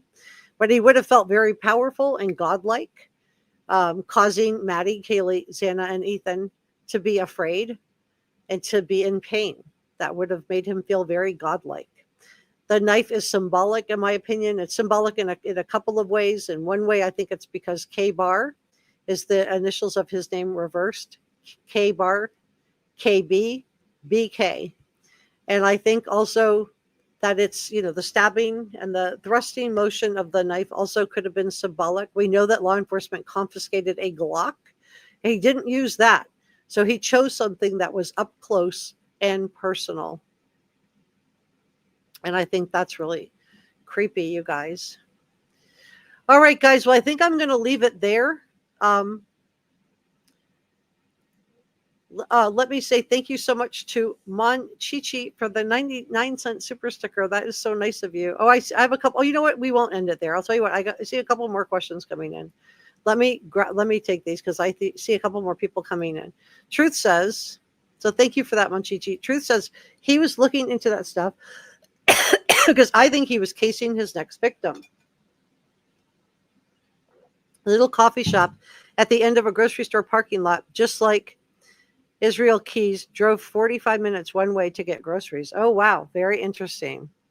So you think that drive to Clarkston is related to that? Girl Friday said it's also why they would be likely to do it again. Yeah, I think you're right. I agree with you. Toss Penny said Bundy was put away with a fraction of circumstantial evidence compared to this. Yeah, with Bundy, they didn't have his DNA because they didn't have DNA back then. They had bite marks, and they matched up the teeth on the bite marks to bite marks on one of the victims. But yeah, you're right. It was a lot less. ASP Lizzie said it's also related, the power and the intimate nature. I agree with you. Hi, Christine. Christine said, I think you give us the absolute best reporting. Love you. Love you too. Thank you so much, Christine. Thank you for that. I appreciate it. Be Well says, interesting to see him clad in black. Yeah, good. Yeah, that's right. We haven't seen him. And if you just think about how scary this would have been with like, a mask and, why. Yeah, I'm not ending. I was going to, but then I saw there's more comments. I thought I was to the end of them, and it was just, I'm not. So we'll go through them because we haven't had a chance. I clicked the last couple live streams. I barely got through everything in time. And so this was so much, and there was like more coming in just as I was about to go live that I was like adding on to, that I thought, let me just move the other one because this is going to be a good long while that we're going to be together to go through everything. Kat said, that is not a hoodie. It's a loose hood. Yeah, I agree. It's not a hoodie. I mean, I guess some people could call it a hoodie. I mean, I don't know what the definitions are, but it's, I don't know what it is. I don't know, but I'll take your word for it, Kat. Thanks for the hearts, Teresa. Jennifer said, the crazy part is that if it hadn't been for one or two key pieces of evidence at the beginning, none of the other stuff would have ever come to light and he would still be free. Yeah, and this knife sheath, I guess there's been reviews on this knife sheath that it had a sticky snap. It was like known for that. So he could have wiped it down clean, but, just had a little trouble with the snap and got a little DNA under there. Truth says he followed the victimology of Ted Bundy's FSU attack. Yeah, and we know he was looking up Ted Bundy, right? He was looking him up. And Ted Bundy also went to college in Washington. Ted Bundy was also a psychology major before he decided to try to become a lawyer. The next time it was probably going to be the same victimology as Samantha. Very scary. Who was abducted by Israel Keys. So they got him that soon. So glad they got him that soon. I do too. And I give a lot of credit to law enforcement. I mean, this was just good old fashioned police work. Good old fashioned police work. Jane Pitt says he sounds like my mother-in-law. Oh dear. I hope not. Sharman said, if the search for other K-Bar was for future work. Yeah, that's what a lot of people are wondering. And I think what the jury is going to take of this, tell me what you guys think. I think they're going to wonder, like, where's your knife? Where's your knife sheath? Why do you need another one? Hasn't even been a year. Chris Ann says, wonder how many others he was stalking. I don't know. Thanks, DR, for the thumbs up. Thank you to Lizzie. Mike says, yeah, it's there. There it is, clad in black. Yep. And this is, the fact that he's like, took the time to take a picture of himself dressed like this. But it is creepy. And especially when you think about what he was looking up and what he liked to watch. Just makes me wonder, like, how much more we're going to learn. I mean, I didn't even have that on my radar. Teresa said, even in this picture with a hoodie, he has big, bushy eyebrows that stick out. See, I agree. I mean, I think from a young female who's only 19 years old, that's, from a female point of view, I mean, those eyebrows to me compared to like, what from a woman's point of view, young woman's point of view, it's going to come across as bushy. And his face is so thin and drawn here. You could tell he wasn't sleeping. I think they said all his phone pings were happening after dark. And I think he was, scoping out victims. Claire said, is this possibly what he wore to commit the crime? I have no idea. I have no idea. I wish I had an answer for you. Trixonic said, just think, 30 years ago, Bryan would have probably never been caught and kept going. Ring cameras, DNA evidence, cell phones have changed everything. Yeah, Great point. It's really hard to get away with crimes like that in this day and age because everything is on video, right? Jennifer said, this is how he was described when SWAT raided 2 days later also. Very interesting. And they were watching him. Truth says, just like morphometric analysis by MSCT MRI can tell the size and shape of the weapon. Yeah. So scary, Urban. KV said, this is the creepiest picture. Can you imagine him with a balaclava and a K-bar in the hand beyond a nightmare? Yeah, and you can see where Dylan was scared, and I want to hear from Dylan, why she didn't call 911. And I'm wondering if it was because there was an agreement between the older girls and the younger ones, not because they had all these police calls. And Steve Gonzalez said he thought that possibly Bryan Kohberger was behind some of the noise complaints, that he called in the noise complaints and then watched to see how long it would take law enforcement to respond, to kind of get an idea for himself, doing some reconnaissance for himself. It is, to imagine countering that was, the last thing that Maddie and Kaylee saw, that was the last thing that Xana and Ethan saw. And then hearing please like and subscribe. It's free. Thank you, and Jazz. Thank you for modding today. It's 95% accurate. Yeah, Bundy got away. I mean, Bundy went from state to state, so he got away with that. So many ways to be surveilled today. I think it's a lot harder today because everybody has doorbell cameras, and I think it's a good thing. It might be worth it to have a doorbell cam. If somebody's scoping around your house, at least you'll know. Urban says, I can only imagine DM's reaction to the creepy photo. Yeah. I'm sorry the picture freaks you out. Sorry, Christine. Chris Hansen, and Kohberger still says he was set up and innocent. That's what he's claiming. Paradox says, thank you so much, Jessica, we've never, actually, I want to just say, Bryan Kohberger himself has never said he was innocent. He didn't say anything. He stood silent. So he has never claimed he's innocent. He said that through his lawyer, I think it's Jason Labar back in Pennsylvania, that he looks forward to being exonerated, but he's never said he didn't do it, which I also think is interesting. Paradox, and maybe he will take the stand and say he didn't do it in this one. Paradox says, thank you so much, Jessica, for addressing the essay narrative. I think he was planning on essay and then doing away with Maddie. I think so too. And I think that's why he waited till that hour. Thank you so much. Thank you for modding today. Ooh, this is a lot. It's really a lot. Let's take a couple more. Tammy says, he's terrifying. I can't even imagine those poor kids. And Betsy says, 68 terabytes is now the record for the largest state criminal trial. It's 3 times the Vallow Daybell cases. Wow, that's a lot of information to go through. Jane, thank you so much. Chris Ann says, talk about him self-esteem, giving himself away. Sharman thinks it's very Marilyn Manson.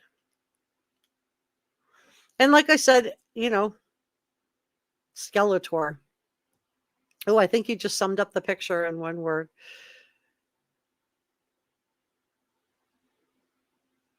Christy said, is Dateline going to show the pictures? Yes, they are. So if you want to watch Dateline and you're not living in the United States, or you don't have NBC on your phone, maybe you stream your TV rather than getting cable TV. I'm going to drop a link for it in the reporter room. If you go to reporter room on Facebook and you type in reporter room and Bryan Kohberger or Idaho, it should pop up and you can go in there, and a few minutes before 9 I'll drop that link so you guys can watch it, probably like 5 to 9 or something like that. Creeper Burger and his bushy brows. Julie said, I think his mama ironed his hoodie for him. I don't know. I hope not. I don't think so. I think they were just, in my opinion, they were probably just really in denial. Let me know if you have a different take. But the fact that she's, they're saying they don't want to testify. If that's true, that they're all saying that they don't want to cooperate. That kind of is heartbreaking in light of the fact that there's 4 young people who are gone forever. I think you should just tell the truth, no matter what, and consequences are consequences, and maybe if there'd been some type of consequences or intervention done sooner, maybe this crime wouldn't have happened. Top Cat says, I think law enforcement was concerned he would strike again. In my opinion, great work by the investigation. I agree with you. And I want to do a special shout out to our mods. Mods are us. That's our hashtag. Thank you so much to everybody who modded today and helped out with our head mods, who are NJazz and Brother Mike. I'm trying to find NJazz in here. It's me, Mike. Thank you for modding. Susan, thank you for modding. And I'm looking for NJazz. Let me see.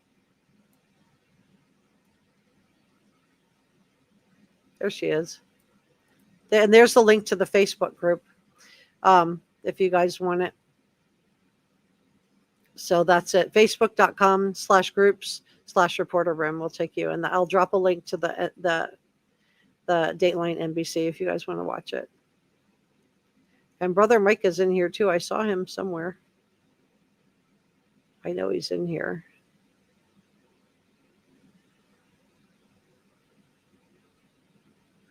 I can't find him right now.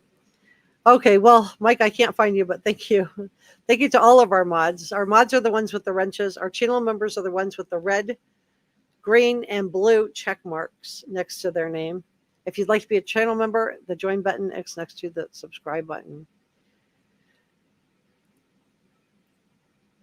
Betsy says, all of your mods are excellent. Thank you. I think we have the best mods too. I love our mods. I'm so grateful to every single mod. I don't know how we could get through this without you guys. You guys are absolutely the best. So thank you to everyone who modded today. There's NJazz. Thank you, NJazz. Thank you, Brother Mike. Thank you, Susan. And if you are a newer mod, thank you so much for your help today, and for just, making sure that everything stayed classy in the chat. Really appreciate it. All right, guys, I think I'm going to leave it there. But we did get to go through everything. It did take 2 hours and 20 minutes. So I'm not surprised when I looked at how much I had. I thought it was going to take me a little bit to get through everything. So I'm glad that we moved the Chris Watts live stream. I'll still be doing that. And I'll still be, I have another Bryan Kohberger video coming out tomorrow. So be on the lookout for that. And then tonight, don't forget to watch Dateline NBC at 9 p.m. Eastern Time, 8 p.m. Central Time. And I'll drop a link for that so you guys can watch it if you're not in the USA at a little bit before 9 o'clock in the reporter room, probably like 5 minutes till, so it doesn't get lost. All right, guys, I will see you on the next one. If you have not subscribed to Reporter Room, it's free.